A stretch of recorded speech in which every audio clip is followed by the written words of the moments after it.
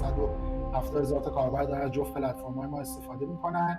اینو چجوری داشتی سالو میکردی؟ چی کار داشتی میکردی؟ چجوری مارکت رو فهمیدید؟ یاد گرفتید از مارکت؟ ما خیلی هم عجیب بود، ببینید چون ما یه سال روی استارتاپی کار کردیم و 0 ریال ازش درآمد داشتیم، اینو شروع کردیم مثلا روز اول یکی 50,000 تومان از ما خرید، اینجوری بودیم که این چه جالب پول در آوردن، چقدر باحاله مثلا. ولی اینو میخوای بیاری تو اجرا و حالا مایکرو اپتیمیزیشن هم بکنی، درصد یک بلاگ هم میخوای اپتیمایز کنی که میخوای ماکسیمایز کنی کانورژن تو دیگه. اینجاست که مثلا خیلی کار سختیه. اینجا ابروباد و ما خورشید همه اینا دست هم دادن که ما فیل بکنیم دیگه، پولمون تموم شد، اینوستورامون دیگه پول نمیدادن دیگه، رسیدیم به یه بنبستی که پروداکت مارکت فیت رو کی پیدا کردید و باور نشد. مثلا مدیر روابط استقلال زنگ زد به مدیر روابط پرسپولیس، آقا شما چجوری این کارو کردید؟ مثلا دو تا که انقدر شاید با هم دیگه چیز دارن، مثلا اون رو معرفی کرد، مثلا با استقلال بستیم، مثل با هم بستیم، هی به قول معروف دهن تو رفت جلو، چون سرویس باحالی هم هست و یونیک هم هست اتفاق شده. ولی اولش به نام خدا با اپیزود دوم رهبران رشد در خدمتتون هستیم. در این قسمت من با دوست عزیزم محمد حسین قراره که راجع به داستان رشد شرکت وینداد صحبت بکنیم و خیلی خوشحالم که محمد حسین اومدی و خیلی ممنون که دعوت منو پذیرفتی. و حالا مثل اپیزود قبلی من قبلش دیگه خیلی با هم صحبت نکردیم و مشتاقانه به این سمت هم که بریم با هم گپ بزنیم و ببینیم که وینداد در چه حالیه و چه کارهایی کردید. دیدم که خیلی حالا آپدیت هایی که دارم میگیرم ازتون و تو لینکدین و جای مختلف خیلی دارید میتر کنید و بریم. آقا یکم از خودت بگو، معرفی کن. سلام میلاد، باعث افتخاره، خیلی خوشحالم که بعد از مدت ها دوباره میبینم تو، داریم ما هم دیگه گپ میزنیم. مرسی از دعوتت، خیلی خوشحالم که اینجام و امیدوارم که ویدیوکست خوبی رو با هم دیگه داشته باشیم.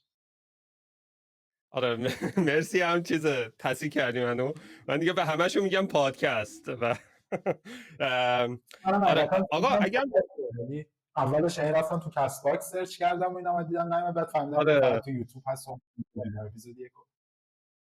آره فعلا چیزم یعنی فعلا بیشتر بر اینم که توی یک چنل بذارم و یوتیوب، بعدش مثلا حالا چون همشون رو وایس ورژنشون هم داریم، ولی اول بر اینم که رو یوتیوب بذاریم، بعد حالا کست باکس و نمیدونم اسپاتیفای و جاهای مختلف که وایسشون هم باشه.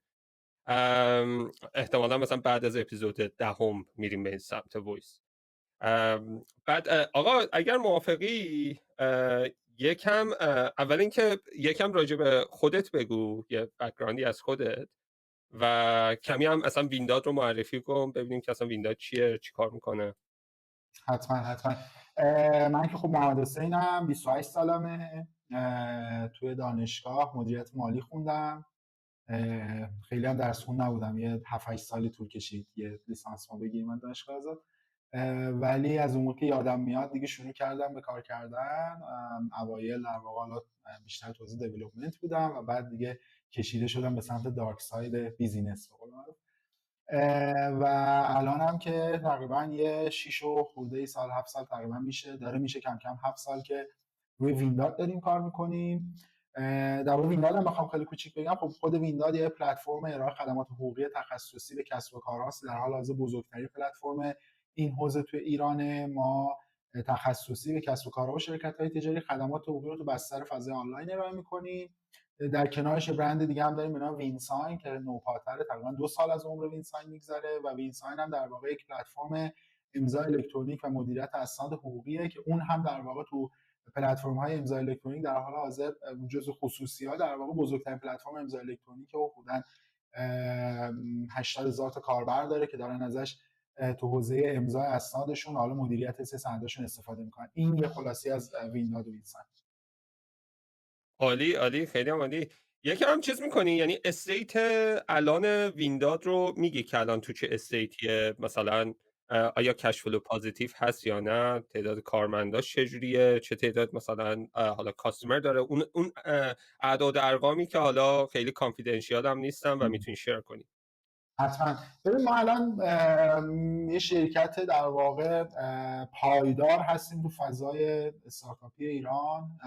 تقریبا از آخرین راند جذب سرمایه ما تقریبا 3 سال میگذره و بعد از اون دیگه جذب سرمایه نداشتیم و توی تقریبا میشه گفت 1 سال و نیم 2 سال اخیر هم کش فلو پازیتیو بودیم، مثبت بودیم کاملا و دیگه رو پای خودمون به قول معروف تو فضای فعلی سعی کردیم وایسیم و کار جلو ببریم. الان مجموع ویندات خودش تقریبا 60-70 هزار تا کاربر داره، وینساین هم تقریبا تو همین اور داره، این مجموعش تقریبا 170 هزار تا کاربر داره از جفت پلتفرم‌های ما استفاده میکنن.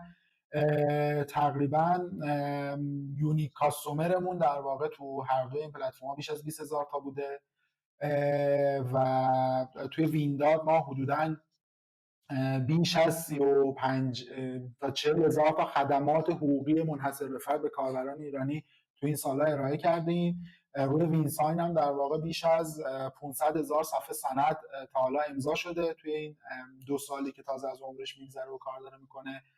شرکت خیلی اجایل و کوچیکه، خیلی سعی کردیم که همه چی رو همچنان کوچیک جلو ببریم. خیلی تعداد پرسنل شرکت هیچ وقت KPI مون نبود. الان تقریبا با 15 نفر هستیم و رو هر دو تا پروداکت داریم با همین 15 نفر کار میکنیم. تیم مارکتینگ هم، تیم فروش، تیم حقوقی، تیم فنی و محصوله و حالا تیم اداری و اجرایی که مالی و من هستیم. و تو ویندات خب ما الان بعد از تقریبا 6-7 سال رسیدیم به نقطه‌ای که تمام سرویس های حقوقی که کسب و کار داره رو دیگه داریم ارائه میکنیم، نیاز داره در واقع، یعنی خدمات حقوقی رو 360 درجه کردیم، هر آن چیزی که کسب و کار نیاز داشته باشه رو ارائه میکنیم. تو وینساین هم خب هم امضای الکترونیک داریم، هم اپلیکیشن امضای دیجیتال داریم و همه اون چیزی که باز تو اون حوزه در واقع تو بحث امضا نیاز هست رو اونور داریم. آقا خیلی عالی، خیلی عالی. من یادمه تقریبا اون تایمی که حالا من داشتم از ایران خارج می شدم، وینساین رو داشتید شما یعنی کاراشو میکردید که مثلا پابلیش کنید و اینها و خیلی برام جالبه که توی این مدت زمانی که حالا گذشته به یه همچین رشد جدی رسیده که حالا مدل های خارجی شد داریم، داکیوساین و مواردی از این قبیل و این خیلی جالبه. یعنی من خودم که مثلا اینجا الان خیلی، یعنی همه دیگه دارن از داکیوساین استفاده میکنن. یعنی شما حتی مثلا در اون تیمی هم میخوای مثلا یک مثلا نمیدونم مثلا NDA امضا کنید یا هر چیز دیگه ای در اون سازمانی، بعد سریع تو داکیوساین میذاری، آدما امضا میکنن، همه چی ثبت میشه و فکر میکنم یکی از بنچمارکاتون فکر میکنم داکیوساین باشه، درسته برای خود وینساین؟ آره دقیقاً. داستان خود وینساین داستان جالبیه. این واقعا پروژه آخر هفته بود، یعنی ما یه روز من و کوفاندرام بیکار نشسته بودیم تو شرکت، دوران کرونا هم بود، اینجوری چیکار کنیم مثلا باحال مثلا سیستمی را بندازیم الان که مردم از خونه‌هاشون نمیتونن بیان بیرون، یه امضایی بزنن و واقعا هیچ ایده‌ای نداشتیم، مثلا داکیوساین هم حتی ندیده بودیم، نمی‌دونستیم چه جوری هستن. اومدیم شروع کردیم به راه انداختن و بعد دیدیم که مثلا چه پلتفرم‌های خفنی تو دنیا هستن، بعد دیدیم که حالا مثلا زیرساخت قانونیش تو ایران چه جوریه، یعنی بعد اینکه پروداکت زدیم تازه اومدیم به این چیزا نگاه کردیم. و اولش هم تقریبا مثلا یه سال اول یه فیچری بود در وینداد و بعد دیدیم که خب پتانسیل بسیار زیادی داره و به خاطر همین برندش رو جدا کردیم و آره واقعا تو اونجا که تو فضای آمریکای شمالی که دیگه کاملا فکر کنم امضا زدن با خودکار منسوخ شده و همه چیز داره روی این پلتفرم‌ها میره جلو و رشدشون هم زیاده دیگه. الان داکیوساین فکر کنم 18-19 میلیارد دلار مارکت کپش باشه، به قول معروف پابلیک هم هست و داره کار میکنه. یه هلوساین هم بود خیلی بزرگ بود، دراپ باکس 500-600 میلیون دلار خریدش یکی 2 سال پیش و الان شده دراپ باکس ساین. ولی آره خیلی فضا تو دنیا که خیلی مهیا برای امضا، تو ایران هم داره کم کم، هنوز اونقدر فرهنگ جا نیفتاده ولی داره کم کم به اون سمت میره که استفاده بکنه. آره به این خیلی منطقیه دیگه، یعنی کاری که انجام میده یعنی وقتی استفاده میکنی قشنگ اون واو مومنت رو داره. من برام این اتفاق تو داکیوساین افتاد، مثلا طرف مثلا برای من قرارداد فرستاد، من مثلا همونجا مثلا یه چیز زدم، مثلا یه دکمه زدم، امضامو کردم و بعد مثلا زدم دیگه، ارسال شد براش. خب نسبت به حالت قبلی که تو باید مثلا این قرارداد رو برمی‌داشتی، نمیدونم میرفتی پرینت میکردی، بعد امضا میکردی، اسکن میکردی، دوباره برای طرف میفرستادی، بعد مثلا این ازن توی حالا یا تو ایمیل های افراد بود، اینجوری تو اسناد مثلا الکترونیکی و منظورمه. ولی الان اینجوریه که خودش، حالا نمیدونم شما هم اینو میدید، ولی پلتفرم چیز داره میده، یعنی یک پروفایل داره میده، تمام قراردادهات اونجاست، اونایی که امضا شدن اونجاست، کیا امضا کردن، همه چی دیگه مشخص، انگار یک داشبورد قراردادی داری که میتونی ازش استفاده کنی که خیلی چیز برای شما همین.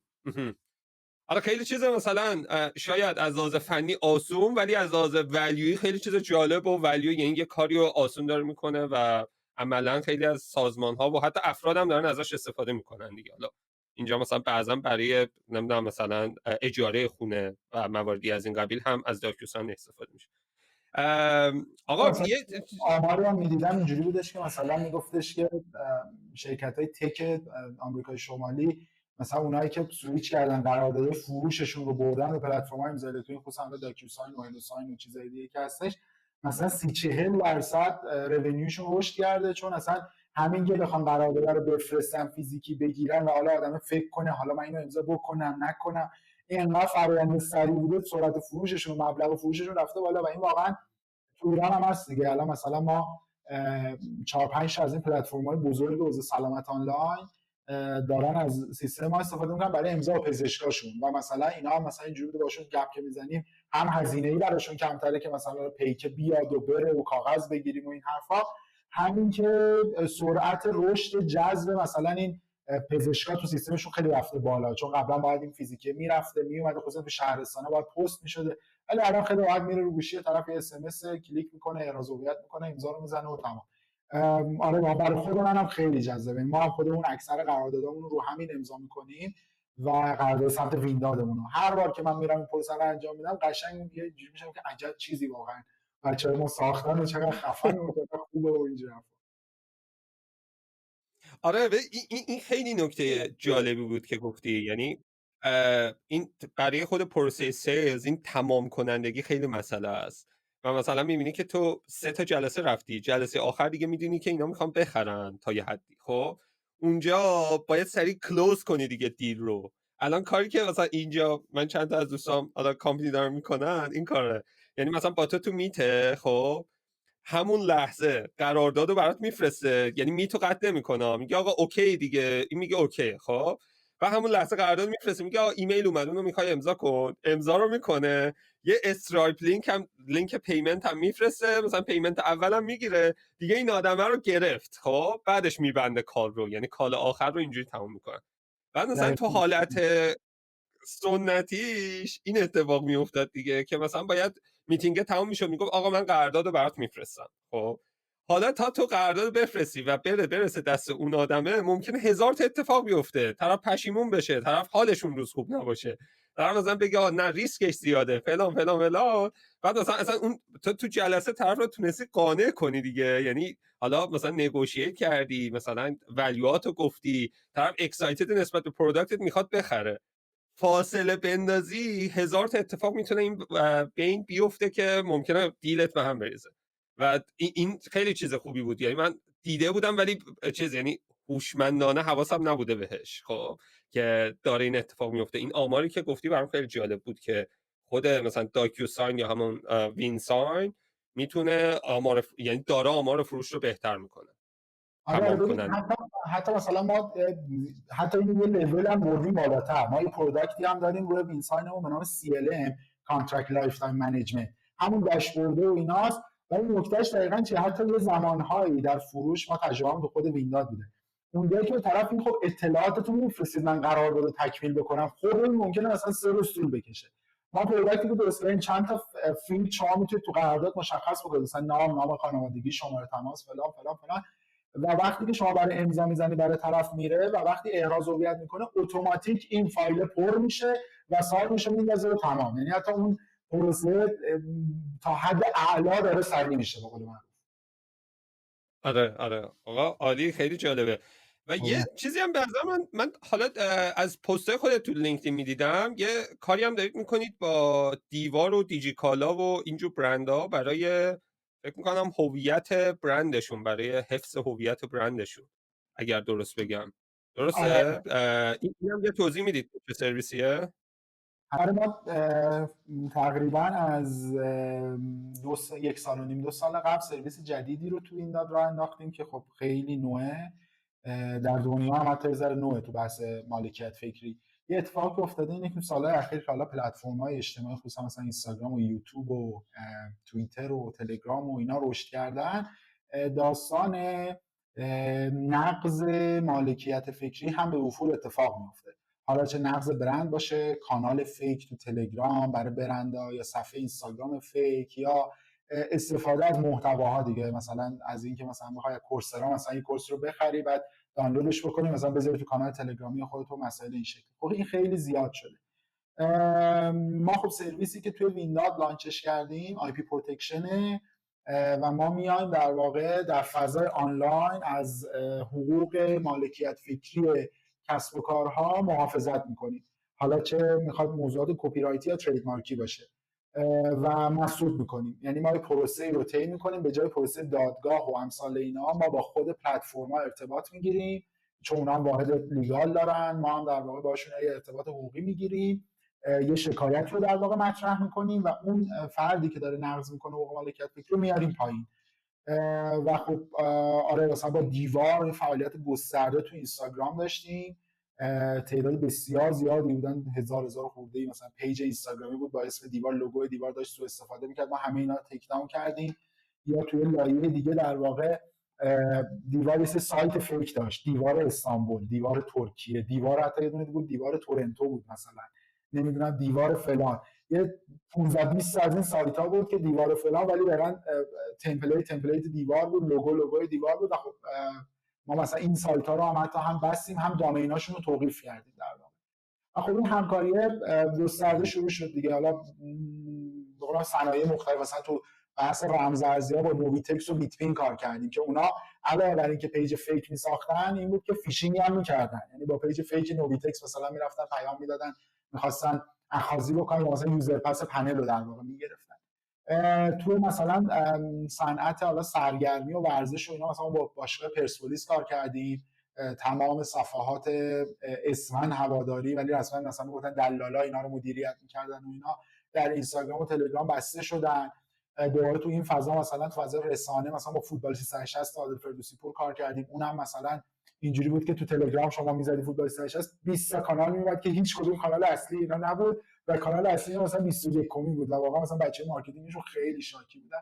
خب ما تو اون فضا براشون این کارا رو انجام دادیم. رو مثلا گوگل ادز داستانای جالبی داشتیم برای جاجیگا، مثلا رقیب جاجیگا در واقع روی برند جاجیگا ادز ران میکرد و خب اینا همه میگفتن طبیعیه دیگه در دنیا اتفاق میفته و فلان، ولی واقعا طبیعی نبود و ما طی از مکاتباتی که گوگل تیم حقوقی گوگل داشتیم این ادزا رو همه رو تیک داون کردیم. توی لایه با ظریف‌فار در واقع باز تو همین ادز کار کردیم، اونا هم به عنوان پلتفرم بزرگ حمل و نقلی مثلا کلی سوء استفاده از اسمشون صورت میگرفت. یه کار جالبیه باز این هم از اون کارهایی که ما فکرشو نمی‌کردیم، مثلا بریم تو دلش و اینا، بعد مثلا رفتیم تو دلش دیدیم که مثلا تو اینم مثلا بیزنس‌های بزرگی تو خارج از ایران هستن دارن کار میکنن، خیلی با کانتنت کریئتورها کار میکنن، خیلی با یوتیوبرها و پادکسترها کار میکنن که پادکستشون جای دیگه نباشه. مثلا یه چیزش مثلا پادکست جو روگن رو شما هر کاری کنی جز اسپاتیفای جای دیگه نمیتونی پیداش بکنی و داستان همینه. مثلا یکی از همین مجموعه که تو حوزه آی پی پروتکشن داره کار میکنه داره باشون کار میکنه، مثلا به محض اینکه جایی میاد در واقع تک داونش میکنن. ما برای این حالا سیستم مانیتورینگ هم درست کردیم که اصلا مانیتور با این برندایی که باشون کار میکنیم همزمان مانیتور هم میکنیم، بهشون اطلاع میدیم مثلا 5 تا نقض جدید تو تلگرام برای شما اتفاق افتاده، مثلا میخواید اینو ببندیم یا نه، مثلا وقتی ما میگن مثلا ما میریم میبندیم. ولی آره تو این حوزه هم همچین کاری رو ما شروع کردیم و جالبم بود، خوبم کار کرد. چقدر جالب، چقدر تو کار حقوقی کار میشه کرد. یعنی من خیلی بیگانه بودم نسبت به صنعتش، فقط تنها ارتباطم باهاش در حد نیازهای مثلا یه شرکت ثبت کنیم، کوفاندر اگریمنت باشه، نمیدونم ایمپلوی ها چه جوری باشن و اینها بوده، ولی خیلی گسترده است و چیزی که میگی و برام خیلی جالبه. و حتی این قسمتی که از مارکتینگ، قسمتی هم که رو گوگل از گفتیم، ما خودمون این کار رو قبلا کردیم، یعنی رو برند بقیه چیز کردیم که مثلا حالا من یادم، البته شاید درست نباشه مثلا دقیق بگم چی، ولی مثلا یه کمپین یا یه برند بزرگی اون موقع مثلا داشت اجرا می‌کرد، ما رو کمپینش مثلا گوگل ادز ران کرده بودیم و خیلی هم فروش خوبی داشتیم، ولی نه از فیشینگ دیگه. کسی که اون برند رو سرچ می‌کرد ما مثلا بالاتر از اون ظاهر می‌شدیم با اسم خودمون و مثلا میومد رو ما، یعنی اسپم نبود. خب و و و خیلی هم انجام میدن، یعنی حتی جاهای چیز من فکر می‌کنم از لحاظ گوگل مشکلی نداره، ولی این چیزی که تو میگی برام جالب بود که اینو تیک داون. نکته از لحاظ گوگل دقیقا دو تا بحثه. یکی اینه که همین اسپام و فیشینگ نباشه، یه بار اینجا اوکی میده. مسئله دوم اینه که روی کیورد رقیب شما ادران بکنید مشکلی نداره، ولی مادامی که روی اد تایتل و اد دیسکریپشن در واقع از همون برند مثلا بگی مثلا میخوام بر علیه دیجیکالا ران بکنم، بگم مثلا تو اد تایتل هم بذارم که چرا دیجیکالا از ویزارد بخر. خب این عملا از نظر گوگل گمراه کننده است و در نتیجه جای شکایتش بازه، میشه در واقع پیگیریش کرد. چه جالب، خیلی عالی، خوبه. باحال بود برای خود من. آقا اگر موافقی ما بریم الان رو ارلی دیز خود وینداد و اینکه اصلا چی شد استارتش رو زدید، یعنی اصلا از کجا شکل گرفت وینداد؟ حتما. وینداد در واقع حاصل دیدن یه فرصت و از اون طرف دیدن یه مشکل بود. ما من و کوفاندرها مهسا و فرشاد که مهسا هنوز با من کار میکنه سال 96 تقریبا اواخر 95 وارد آواتک شدیم تو سایکل 5 آواتک که اون زمان خب دیگه حالا بزرگترین و خفن‌ترین شتاب دهنده بود و کلی استارتاپ و بالا و پایین و کلی هیجان تو اون زمان اکوسیستم ما وارد آواتک شدیم با یه استارتاپ توزیع آموزش به اسم یونش که در واقع اون زمان LMS میفروختیم، SAS LMS در واقع میفروختیم و داشتیم کار میکردیم. اتفاق افتاد این بود که اون استارتاپ فیل کرد بعد یه سال. یعنی بعد یه سال ما دیدیم که خب حالا فضای آموزش آنلاین مثلا اون موقع نبود، یعنی الانه که مثلا انقدر بعد کرونا آموزش آنلاین بولد شده. اون زمان مثلا ما هر جا میرفتیم، یعنی یادم اون زمان فقط دانشگاه شریف و امیرکبیر بودن که سیستم LMS برای خودشون داشتن و داشتن استفاده می‌کردن. بقیه جا ما هر جا میرفتیم مثلا اون مثلا LMS کیلو چنده، مثلا من دو تا تخت وایت بورد بخرم مثلا خدا رو شکر من پول بدم مثلا سیستم شما که چی بشه. در نتیجه ما موفق نبودیم، یعنی تو فروشش موفق نبودیم و تو جذب سرمایه گذار هم موفق نبودیم. یعنی بعد از آواتک که پریسید اومد رو ما اینوست کرد دیگه ما سیریز نتونستیم حقیقتا اینوست بگیریم و اونجا تصمیم گرفتیم که اونو تعطیلش بکنیم و اونجا دو تا اتفاق برای ما افتاد. اتفاق اولی این بودش که تو اون دوران آواتک ما اینجوری بودیم که چرا انقدر مسائل حقوقی سخته، چرا انقدر تعامل با حقوقی‌ها سخته، چرا ما مثلا تو 2 ماه یه پروداکت رو از صفر ساختیم، بردیمش تو بازار، مارکتینگ کردیم، مثلا 1000 تا ترایل یوزر هم گرفتیم ولی یه قراردادمون مثلا هنوز آماده نشده. این چه وضعیه، چرا این شکلیه؟ بعد از اون طرف هم اینجوری بودیم که چرا اینقدر نمی‌فهمیم، یعنی هرچند میخونه مثلا چون تقسیم بندی اینجوری بود که مثلا یکی از بچه‌ها پروداکت بود، مهسا مثلا مدیر فنی بود، منم مثلا رول بیزینس و کارهای اجرایی رو اینا رو برداشته بودم. هرچند بیشتر میخوندم بیشتر میفهمیدم، میگم خدا اینا چیه، اصلا چه زبانیه، مثلا ما زبان برنامه‌نویسی رو میتونیم بفهمیم چجوری اینو نمیتونیم بفهمیم. بعد از این طرف هم چقدر گرونه، یعنی مثلا یادمه که مثلا ما سال ترم شیتمون با خود آواتک مثلا رندوم، اون زمان آواتک امیرآباد بود، ما مثلا مترو انقلاب پیاده شدیم همونجوری رندوم رفتیم اونجا یه تابلو وکیل دیدیم، رفتیم چیزی بود آقا اینو میشه بخونید ما الان باید بریم امضا بکنیم. بعد مثلا دیدیم که مثلا برای همون مثلا اون زمان مثلا 1 میلیون تومان از ما پول گرفت. ما اینجوری بود چقدر گرون واقعا.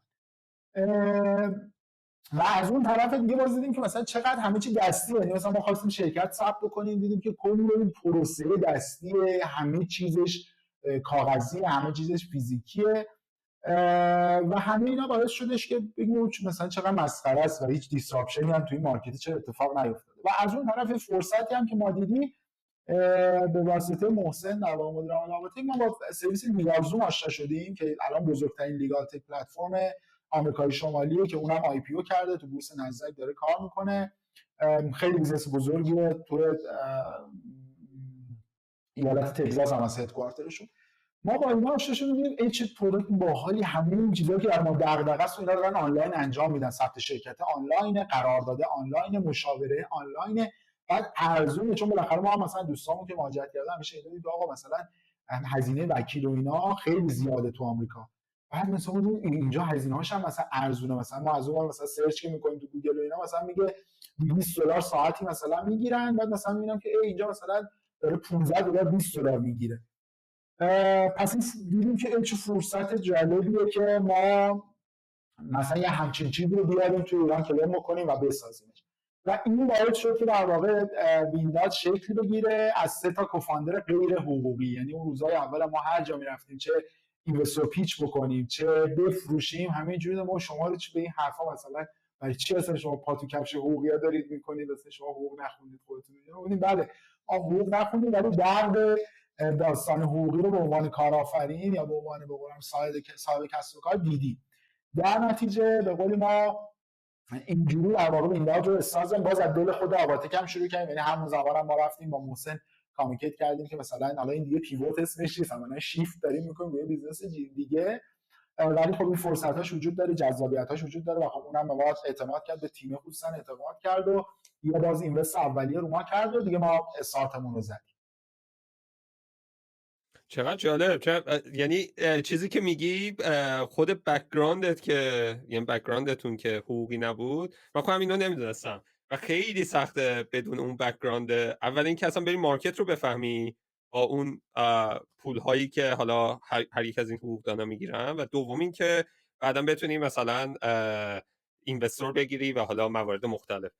من یه چیز تجربه‌ای که ما داشتیم تو این حوزه، نه تو حوزه حقوقی ها، ما وارد حوزه هلس شدیم. بعد یه داستانی که دارن، خب دکترها هم مثلا معمولا تایم ندارن و تایم هاشون هم مثلا عددهای بزرگیه. حالا تو کانادا یه مشکل اصلی که داشتیم، ما چون تو تیممون پزشک نداشتیم، خب بعد حالا یکی دو تا هم مشاور داشتیم ولی خیلی وقتشون محدود بود.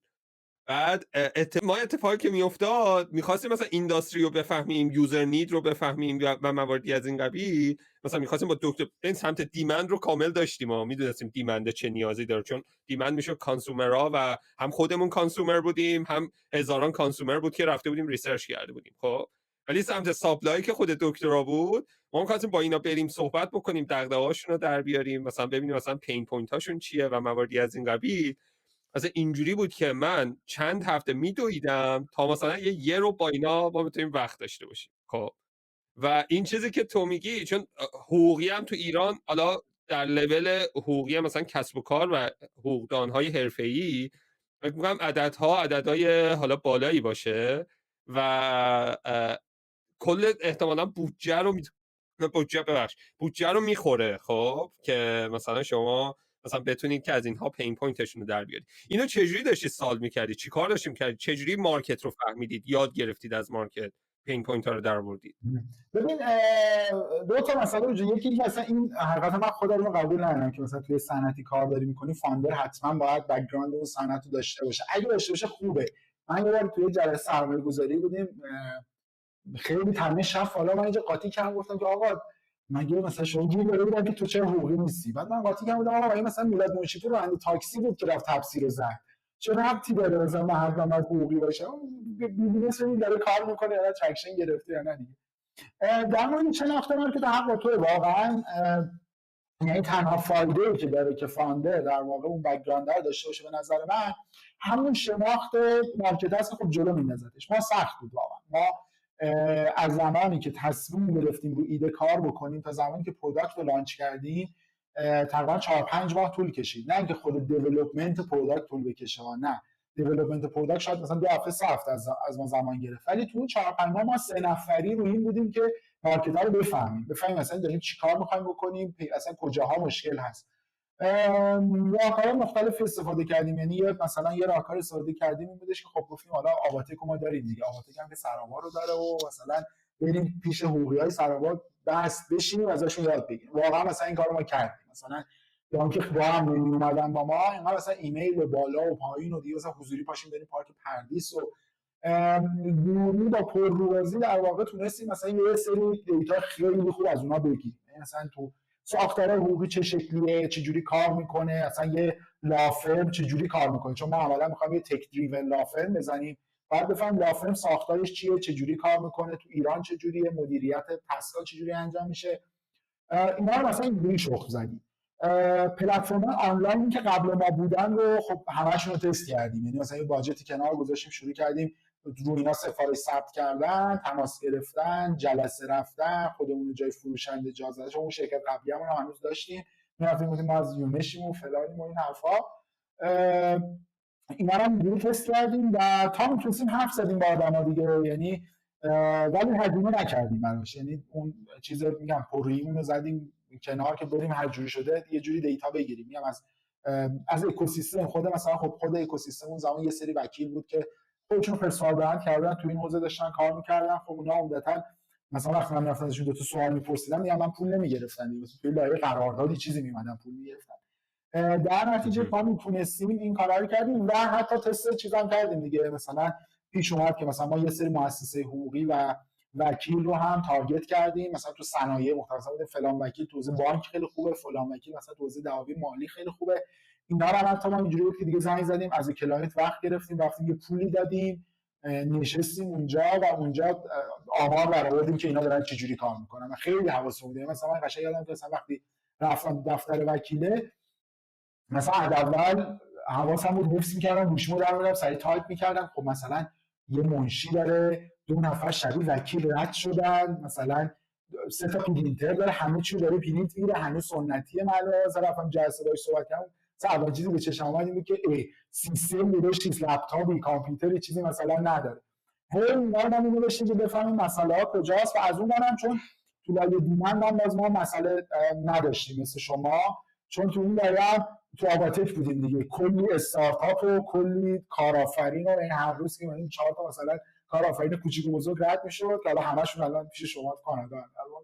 ما هر روز با اینا میشستیم صحبت می‌کردیم کجا چالش داری، کجا مشکل خوردی، کجا فلان شدی، اینجوری شده اونجوری شده. این برام کامل فهمیدیم که چه جوریه داستان.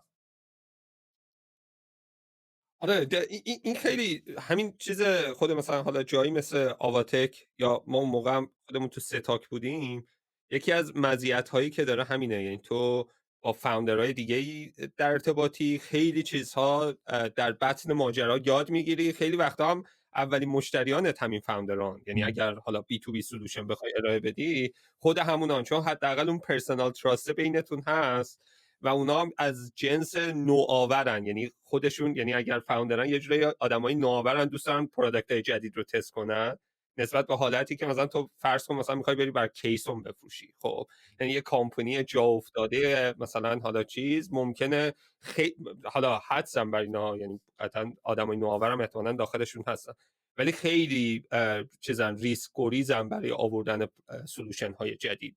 و تا اینکه مثلا حالا استارتاپ هایی که کلی، مثلا ما یه روز داشتیم مثلا هاب اسپات رو چک می‌کردیم برای CRM، فرداش داشتیم سیلز فورس رو چک می‌کردیم، فرداش داشتیم مثلا یه CRM دیگر رو چک می‌کردیم. یعنی برای ما این اجایل بودنه و اینکه سیستمی رو پیدا کنیم که با ما فیته خیلی راحت تر بود تا یک ارگانیزیشنی که حالا بعدا من مثلا رفتم تو ارگانیزیشن‌های بزرگتر دیدم که مثلا یه تو همون CRM، یعنی ما می‌خوایم بیاریم، ما 6 ماه فقط پلنینگش طول می‌کشه، نمیدونم باید فلو چارت ها در بیاد، دقیق داده ها در بیاد، بین کیا قراره بچرخه، نمیدونم یوزر پروفایل ها در بیاد و همه اینها تا بتونین تو برید سولوشن چیز کنید. اونجا اینجوری بود که خب صبح هاب اسپات آقا خوبه، شنیدیم خوبه، یکم تحقیق کرد، ریتینگ رو نگاه کن، هاب اسپات رو بخر و اینجوری. یعنی بودن تو محیطم مثلا این شکلیه که آقا آره مثلا سیستم محمد حسینی اینا خوبن، مثلا بریم ازشون یه بار سرویس بگیریم ببینیم چه جوریه. و فکر میکنم این خیلی کمک کنه. یه نکته ای هم که گفتی برام خیلی جالبه و ما این برام این کار کردیم، اینه که آقا کلا شما که اولین کسی نیستی که در جهان یک ایده ای رو زدی که مثلا هیچکی نزده یا حتی مثلا به روش سنتیش هم هیچکی انجام نمیده. یه تعداد زیادی لافرم هست، یه تعدادی هستن که شاید به یه نحوی دارن آنلاینش میکنن ولی حالا ضعیفتر و مواردی از اینا، یعنی کلی کامپانی هست.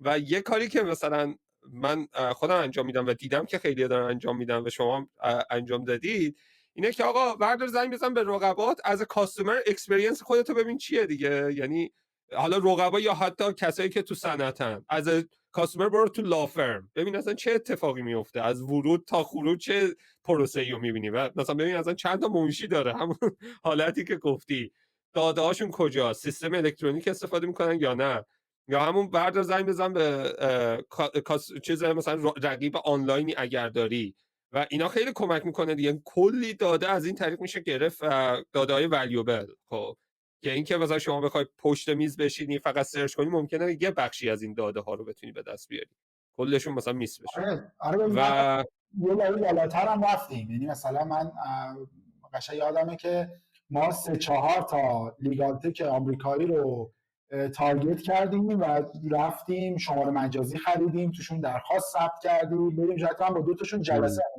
یکیش اتریوم بودش که تو وایسی بود، یعنی تو وایسی بود، بعد من همین سماعت فنینا روش راند 2 رو اینوست کرده بودم، بعد فیل کرد. بعد خیلی برای من جالب بود، مثلا این ریکوست رو ثبت کردن، بعد اینا مثلا ایمیل زدن و فلان کردن یا کار نیازات چیه اینا، بعد یه جای صادقانه گفتن آقا من نیازی ندارم، ما توی کشور جهان سوم داریم زندگی می‌کنیم، دیتا می‌خوام همین استارتاپ رو بندازم. و خیلی بامزه با من جلسه ست کردن، بعد مثلا دیگه لایه کارشناس فروش هم رد شد، مثلا بیزنس دیولپمنت منیجرش اومد تو جلسه نشست با یکی از کوفاندراش که حقوقی بود، خب نیازات مثلا چیه، مثلا سوالامو همه رو پرسیدم و خیلی هم تا یه حد خوبی، مثلا 60-70% شبیه هم بود. بالاخره بی تو بی حقوقی جنسه یکیه دیگه، حالا یه ذره فرهنگی شاید فرق میکنه اینجا و اونجا، ولی خیلی تو لایه‌ها واقعا ما خیلی 3-4 ماه بالا پایین کردیم تا فهمیدیم که خب باید از کجا شروع بکنیم و از کجا حرکت بکنیم. و واقعا اونجا هم که شروع کردیم فرق داشت دیگه. مثلا تمام سایت‌های حقوقی که قبل از ما بودن، بعد ما تغییر دادن، قبل ما بودن همه پلتفرم وکیل موکل بودن، همه اینجوری بودن که خب بیا این لیستینگ وکلاست، یکی رو انتخاب بکن باهاش مچ شو، برو پرونده تو بگیر، ما به عنوان پلتفرم کمیسیون میگیریم. بعد ما هر چی مارکتر رو بالا پایین می‌کردیم این جواب نمیده، چرا این همه دارن تو این کار میکنن. بعد پیش خودمون خب معلومه که اینا موفق نیستن دیگه، چون هیچ کدومشون بزرگ نشد، هیچ کدوم نکندن از بقیه مارکت بره جلو. مثلا ما انتخابمون گذاشتیم روی اینکه مثلا از اینجای مارکت شروع نکنیم، بریم قرارداد تخصصی فقط تو حوزه قرارداد شروع بکنیم و یک سال هم تو اون حوزه موندیم و بعد سرویسامون رو اکسپاند کردیم. واقعا خیلی میشه یاد گرفتن اینکه دینامیک مارکت چه شکلیه خیلی به ما که حداقل خیلی کمک کرد که جای درست شروع بکنیم که اون منابع محدود اون رو هدر ندیم، آزمون و خطا. آره ببین اون تصمیم ها، یعنی اصلا مسئله همون تصمیم هاست دیگه، چون تو یه تعداد ریسورس محدود داری همیشه، اینه که تو چه تصمیمی رو میگیری و کیفیت اون تصمیم خیلی تاثیر گذاره در موفقیتت.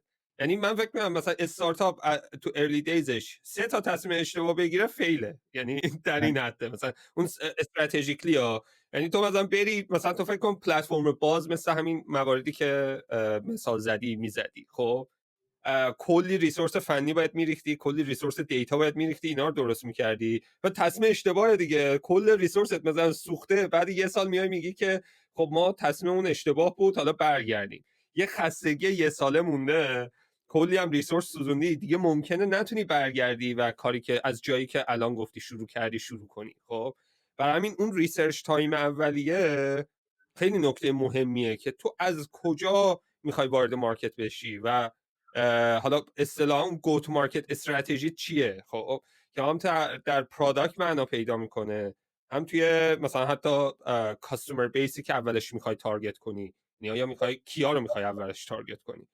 و یکم چیز میکنم اتفاقا من سوالم همین بود، یعنی اولین قدمی که برداشتید، یعنی الان که خب یک پلتفرم جامعیه که سرویس های متنوع میده، ولی اولین قدمی که برداشتید گفتی قراردادهای تخصصی بود، درسته؟ یکم توضیح میدی چی بود اصلا اولین قدمتون؟ آره ببین اولین دقیقاً حرفی که تو میزنی درسته. حالا تو میگی 3 تا اشتباه استراتژیک تو لیدرز، من میگم 2 تا، یه دونه حتی. چون واقعا منابع خیلی تو این که خیلی محدودتره. یعنی مثلا ما دیگه کم کم داریم این منابع که دیگه آب و برق دیگه نداریم دیگه، چون دیگه محدودیت و حجمشو داریم.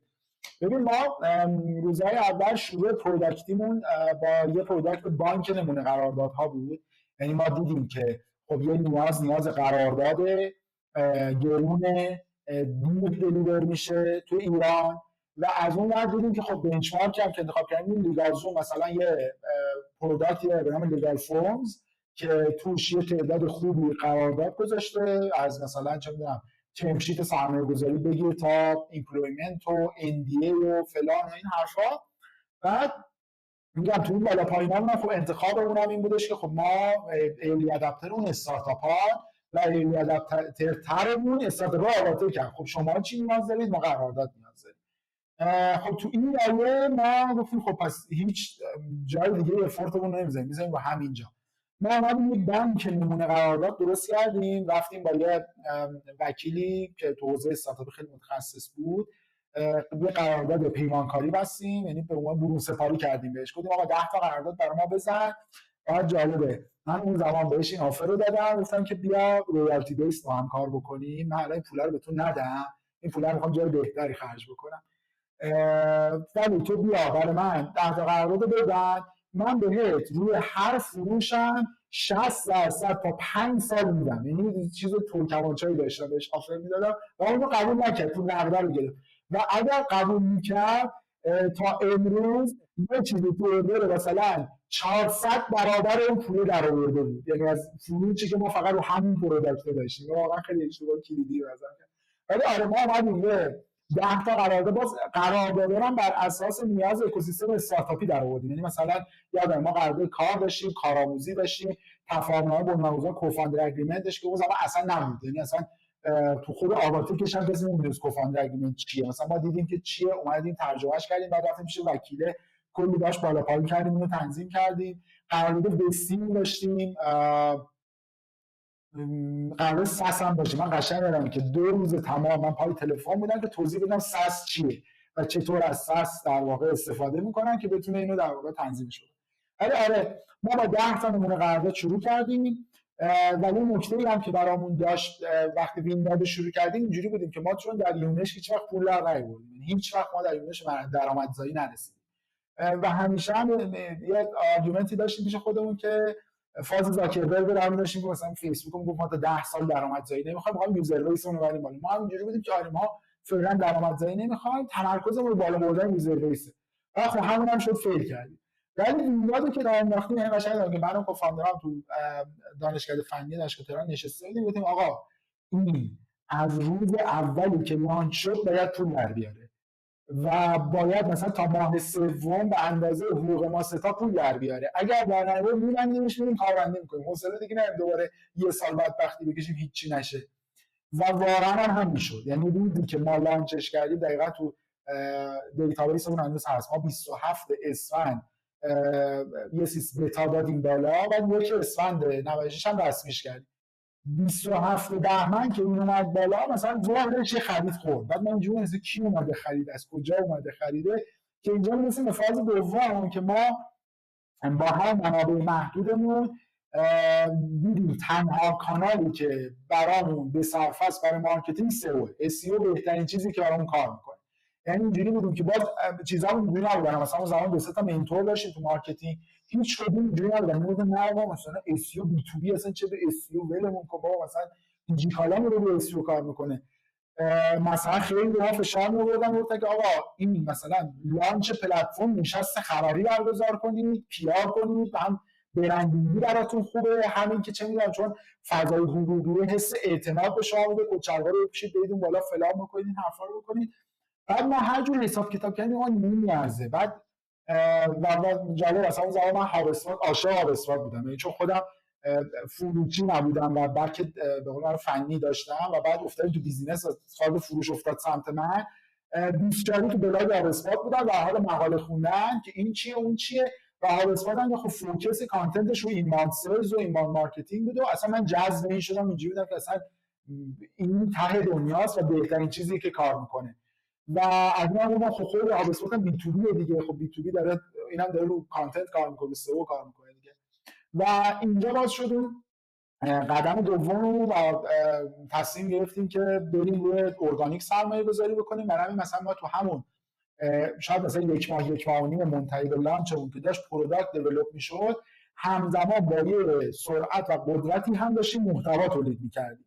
یعنی هم خودمون تولید میکردیم هم برون سپاری کرده بودیم به یه سری نویسنده دیگه، همه جوره. یعنی ما روز اول که لانچ کردیم بلاگمون رو وردپرس آورد بالا، مثلا روز اول مثلا 100 تا مقاله ما دادیم بیرون. یعنی اینجوری خب پرقدرت روی کانتنت میریم جلو و جواب گرفتیم. یعنی اونم یه سرمایه‌گذاری درستی بود با منابع محدود. یعنی اون تصمیم استراتژیکه که میگم یه دونه فیلش می‌کنیم، ما اگر اون نشست خبریه رو برگزار کردیم پولمون تموم میشد، احتمالاً بعد از 2 ماه هم مشتری می‌گرفتیم، دیگه ماه سوم پول نداشتیم و تعطیلش می‌کردیم. ولی خب اون سرمایه‌گذاری اون باعث شدش که میگم همون اولین کاستومرامون هم ما دقیقاً از سرچ گوگل گرفتیم و بعدش هم دیگه اینو ادامه دادیم. آره خیلی نکته جالبیه. ببین من حالا قبل از مارکتینگ چنل برای این داستان قراردادی که گفتی، من خواهم از اون موقع ما استارتاپ داشتیم دیگه، توی ستاکم بودیم، این اکسلریتور شریف، و من قشنگ یادمه که ما میخواستیم یه کوفاندر اگریمنت ساده داشته باشیم، هیچکی نداشت. خب یعنی ما نداشتیم، یعنی ستاک نمیتونست برمون بده، یعنی نداشت یه تمپلیتی، سرچ میکردیم نبود، ما هم نمیدونستیم اصلا باید چه پارامترایی داخلش داشته باشیم، مثلا با مفهوم وستینگ و نمیدونم کلیف و اینجور چیزا هم آشنا نبودیم. که حالا اون موقع خوشبختانه ستاک یه وکیلی داشت که با یه تخفیفی یا نمیدونم یه عدد پایینی میدادیم یا نمیدادیم، این دقیق یادم نیست، که ما مثلا ماهی 1-2 بار میرفتیم جلسه باهاش، بعد اونم نمی نوشت، یعنی بیشتر به ما مشاوره میداد که آقا این بندها رو اضافه بکنید، این چیزو داشته باشید. و ما یه پروسه طولانی رو سپری کردیم، آنلاین هم داشتیم سرچ میکردیم که اصلا وکلای حوزه استارتاپ کیان که برای ما بتونن مثلا چیز بدن، یه قرارداد کوفاندر اگریمنت ساده رو داشته باشیم که ما بنویسیم چی. قبلش خودمون یه چیز نوشته بودیم، آقا ما با هم دیگه نشستیم 5 نفر، ما مثلا درصدامون اینجوریه، مثلا نمیدونم این شکلی با هم کار میکنیم. خب خیلی محدود. خب و یعنی خیلی دردسر که زمان زیادی از زمان میگرفت دیگه. و این چیزی که تو میگی دقیقاً شما سوار شدید روی یک پین پوینت واقعی استارتاپ ها. خب که از استارتاپ من ترجیح میدادم X مقدار پول رو بدم اون موقع، حالا عددش بسته به زمانش فرق میکنه دیگه، و این برام یه تمپلیت بدیم، ما بشینیم مثلا یه ساعت صحبت های نهاییمون رو بکنیم، اون تمپلیت رو پر کنیم، امضا کنیم، بگیم تموم شد. خب این یه میتینگ قراردادمون تموم شد، گذاشتیمش کنار.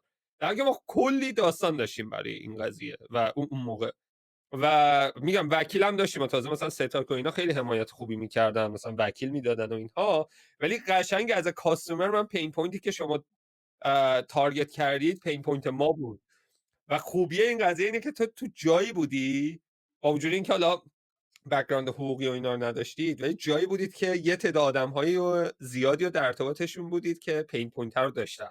اما آواتک همه استارتاپ‌ها عملا همین پین پوینت رو دارن دیگه. ما مثلا بعد کوفاندر اگریمنت مشکلی که داشتیم این قرارداد عدم افشای اطلاعات بود، NDA. خب یعنی این همه بگرد نمیدونم، چون یه داستانی هم داشتیم، مثلا میگفتیم این خارجی‌ها، حالا تمپلیت های خارجی بود محدودتره، الان خیلی بیشتره، مثلا اینا رو میگرفتیم مثلا میخوندیم، بعد میگفتیم اصلا کدومش برای ما اپلای میکنه، اصلا تو با ساختار قانونی ایران درسته، آیا اصلا ما میتونیم از اینا استفاده بکنیم، یعنی اصلا این الزام قانونی ایجاد میکنه یا همینجوری الکی یه چیزی نوشتیم. خب و این خیلی جای خوبیه که یعنی به نظر من یه واقعا حرکت هوشمندانه‌ای رو زدید که قدم اولتون یه قدمی بوده که واقعا یه پین پوینتی رو داشته سالو میکرد. و یه چیزی هم به من بگو، این اولین سیزتون از چه طریق افتاد؟ یعنی کی کجا فهمیدن؟ چون سئو هم زمان میبره دیگه تا حالا صفحاتتون بیاد بالا. اولین سیز چون خیلی جذاب، اولین سیز یعنی احتمالا خاطره ایه که سخت یاد آدم میره. و این کجا بود؟ چجوری اتفاق افتاد؟ ببین اولین نمونه قراردادی که ما فروختیم من فکر میکردم رو سئو بود، ولی الان که یه ذره بیشتر فکر کردم رو سئو نبود. آره شاید دومی سومیش رو سئو، و خیلی زود رو سئو اومدیم بالا، چون اصلا هیچ کاری نکرده بود و اینا، خیلی سریع و راحت اومدیم بالا. ولی اولین فروشمون عملاً یک کار جالبی کردم. اون زمان لینکدین مثلا من 900 تا 1000 تا کانکشن داشتم، ولی اون زمان لینکدین اجازه رو میداد، الان نمیده نامرد، ولی این جواب شما میتونید از کانکشنات خروجی بگیرید از ایمیل و شماره تلفنشون. بعد ما از ایمیلاشون یه خروجی گرفتیم، یه ایمیل اسپم میفرستادیم مثلا به 1000 تا که وینداد افتتاح شده. این کارو میکنه. اکثر کانکشن ها همش استارتاپی بودن و این رفت و خیلی هم تاکید داشتیم که این لانچه اولش نریم به اکوسیستم خودمون و دوستامون و کامیونیتی خودمون اینو چیز بکنی، چون این درآمد فیک میشه عملا. حالا مثلا دلش میسوزه میگه یه چیزا اینو بخریم و این حرفا.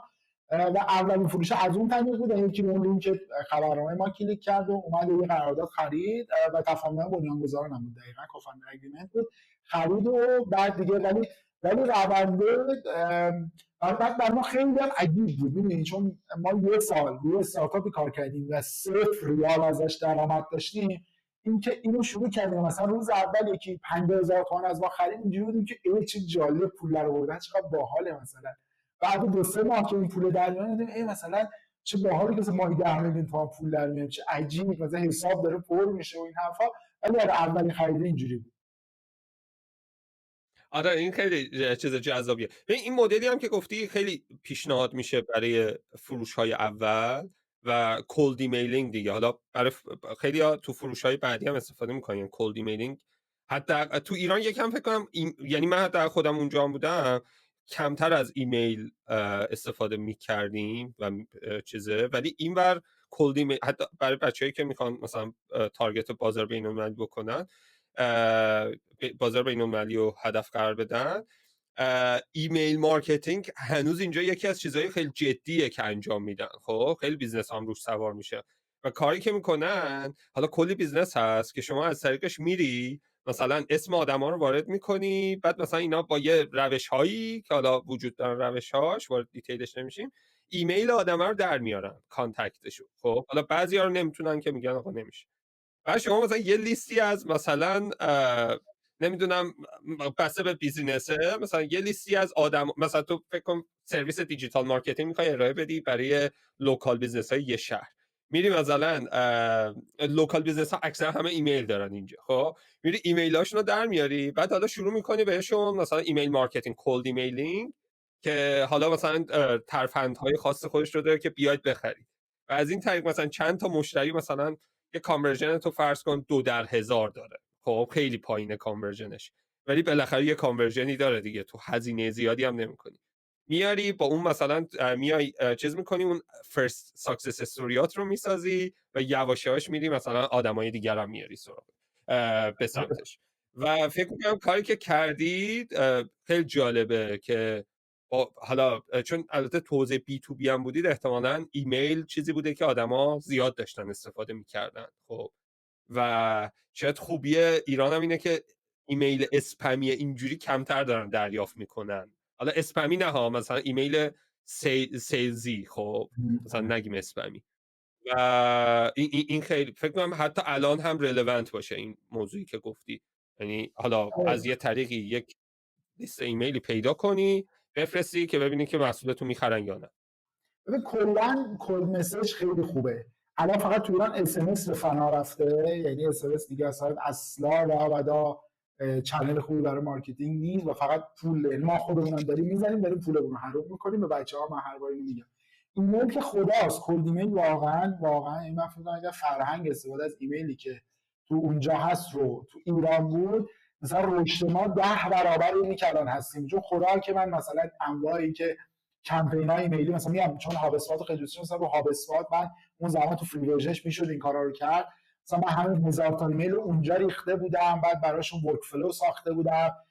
مثلا متوجه شدم کیا اوپن کردن، به اون اوپن کرده ها گفتم خب اینا دوست دارن دیگه، پس اینا دیگه اگه اوپن کرده و اسپمو نزده اشکال نداره، من دومی رو براش بفرستم و دومی و سومی و اینا. بعد یادم مثلا زمان یه مقاله میخوندم تو خود همین مارک روبرج، این مدیر رشد هاب اسپات که خیلی معروف بود و اینا، مثلا نوشته بود گفتش مثلا تا 7 بار مثلا دیگه هفتمین بار ایمیل بزن بگو زنده ای، من نگران حالت شدم. بعد به طرف جواب داد آره دوباره 7 بار دیگه باید بهش ایمیل بزنی مثلا. و ما واقعا این متد رو زمان تو ویندوز پیاده کردیم، یعنی کمپینای عجیب و غریب. من یادمه که مثلا سال 97 جز حقوق خودمون کوفاندرا ما پول دیگه که خرج می‌کردیم سابسکریپشن ملیولات بود. یعنی تنها هزینه‌ای که ما در شرکت داشتیم جز حقوق خودمون سابسکریپشن میل لایت بودش که ما منظم ایمیل میفرستادیم و اینها. یه ذره الان کمترش کردیم چون واقعا یه ذره اون فیدبک خصوصا نسل زد و اینا که اصلا ایمیل و اینا خیلی دوست دارن، بیشتر سمت همون سوشالن و اینها، ولی واقعا خوبه. من حتی راند دوم جذب سرمایه‌مون رو هم من کلد ایمیل رفتم، یعنی لیست اینوسترها رو درآوردم، مرتب به هر کدومشون ایمیل زدم، حالا ایمیلش هم میذاره اسپسیفیک برای هر کدوم میذاره شخصی سازی کردم، کاور لتر نوشتم، مثلا اون مرتب من اینجوری کانکت شدم باهاشون و بعد مثلا رفتیم جلو و برای دیلامون رو بستیم. ولی آره خیلی خیلی چنل خوب و ارزونی، فقط لازمه که وقت بذاره آدم. و یه چیزی هم که من معمولا میبینم اینه که خیلی رو این میبرن جلو که خب یه تمپلیت ثابتی رو حتما بفرستم، وقت نداریم و فلان و اینا. من هنوز که هنوز اگه مثلا بخوام 10 تا کلد ایمیل بزنم یا کلد مسیج حالا تو سوشال میدیا یه چیزی بزنم، واقعا میشینم 10 تا پیام یونیک برای اینا می‌نویسم، چون اصلا خیلی کانورژنش فرق میکنه، یعنی اوپن ریتش فرق میکنه. مثلا ما اون زمان سر ایمیل مارکتینگ که می‌کردیم حتی من اومدم همین 1000 تا کانکشن لیکدینمو صنعت بیس جداشون کرده بودم، تو ورک فلوهای مختلف گذاشته بودم. مثلا یکی تو سابجکتش بخورد خدمات حقوقی ویژه صنعت آیتی، یکی بخورد ویژه صنعت فینتک و هی اینا رو ریسرچ کردم و این واقعا کار کانورژن اون دو در هزار هم نظرم خیلی بره بالاتر. ما تو یه دوره نرخ اوپن ریت ایمیلمون مثلا 10,000 تا 12,000 تا حدودا 35%. و اون زمان یادم حالا خیلی چیز نکرد، آره اون زمان یادم مثلا بنچمارک میسنجم میگفت آقا خیلی خوبه مثلا این نرخ و ادامه بده و فلان این حرفا. آره خیلی خیلی مارکتینگ با ایمیل هم خیلی جذابه. کلا کد مسیج مثلا برای اول بیزنس خیلی خوب کار میکنه. آره و چیز جالبی که داره الان با این AI و اینها، من یه کار کردم، یه ایجنت نوشتم. خب بعد این کاری که میکنه میره مثلا من اسم آدمه رو میگم، خب مثلا میذارم براش و یک دو تا پروفایل، این میره آدمه رو میگرده، ایمیلش رو پیدا میکنه، بعد داده های بیشتری از اون آدمه هم پیدا میکنه، مثلا از رو لینکدینش و نمیدونم از وبسایت های مختلف و اینها. خب بعد خودش میاد یه ایمیلی رو واسش مینویسه، بعد از من تایید میگیره، اگر تایید بود براش میفرسته. خب یعنی ته شخصی سازی میشه. خب یعنی مثلا تو این مثلا برا من صرف وقتی که دیگه، یعنی ایجنت اینجوریه دیگه، انگار یک تو یه منشی داره که این کار رو برات انجام میده، یا مثلا یه ویرچوال اسیستنتی داره که یه دستیار رو مثلا مجازی داره که این کار رو برات انجام میده. و کاری که خیلی هم راحت زدنش، خیلی پیچیده نیست. احتمالاً بچه‌ها تاپیکا رو سرچ کنن میتونن بزنن. بعد مثلا اینجوریه که مثلا من اسم رو میدم و مثلا یکم پروفایل طرف رو میدم. خب بعد دیگه مثلا میشینم این برام یه ایمیل شخصی سازی شده کاملی رو مینویسه، بعد دیگه من میذارم فقط سندش میکنم. خب کلا توی یک تایم محدودی به فرد یه ایمیلی میزنی که چون مثلا از یعنی ایمیل های جنرال هم آدما فهمیدن دیگه، یعنی کامل مثلا دیلیت میکنن و اسپم میکنن و اینها. این آدم میگه که آقا این فرد مثلا واقعا مثلا منو شناخته، خب و رفته مثلا تحقیق کرده، نمیدونم ممکنه مثلا من پادکستم گوش داده، فلان کارو کرده، حالا اومده این پیام رو داره میده. یه چیزی میشه مثلا یه حسی داره که من حداقل حتی اگر محصولش رو نمیخوام یه ریپلای بهش بزنم بگم متشکر و نمیخوام. خب همون ریپلای یه کانکشن رو ایجاد میکنه و این مثلا خیلی کانورژن میبره بالا. و یعنی من به نظرم چنل نه تنها نمرده، خب بلکه چنل وجود داره و با تول های جدیدی هم که هستن چنل خیلی قدرتمندتر هم داره میشه. خب یعنی چنل حالا مثلا ایمیل یا حالا کولد کالینگ رو داریم، کولد میلینگ رو داریم، کولد مسیجینگ رو داریم که مثلا حالا میتونه SMS باشه، سوشال میدیا باشه و جای مختلف. ببین آره ولی نباید همین باشه دیگه. آره نکتهش من طبق تجربه خودم تو کد مسیجینگ، حالا حتی کد کالینگ هم یه جلال دارم، من کلا کد کالینگ رو دوست ندارم کلا. من فکر می‌کنم دور دادم مثلا دوره بود مثلا تیم فروش 7 نفره رو ما ستاپ کردیم بودیم بشین کد کال بزنید و اینا، جواب نگرفتیم حقیقتا اونقدر که رو بقیه کانالام جواب گرفتیم. ولی کلا تو کد مسیجینگ از من دو تا نکته مهمه. یه نکته همین پرسونالایز بودن اون پیامه است که فقط یه اسم طرفو مثلا اونجا به عنوان متغیر نذاری و دیگه اون مثلا همین میدونن دیگه مثلا الکی. واقعا تو اون بادی ایمیل تو متن ایمیل هم یه ذره به قول معروف شخصی سازی بشه. و به نظرم چیز دومی که کانورژن رو بالا میبره آفریه که تو اون کد مسیجت داری به طرف میدی. یعنی آفرت اینه که خب بیا من بخر، خب این آفرت به نظرم کانورژن میاره پایین. خب ولی ما مثلا در چند تا چیزو تست کردیم تو تایم‌های مختلف.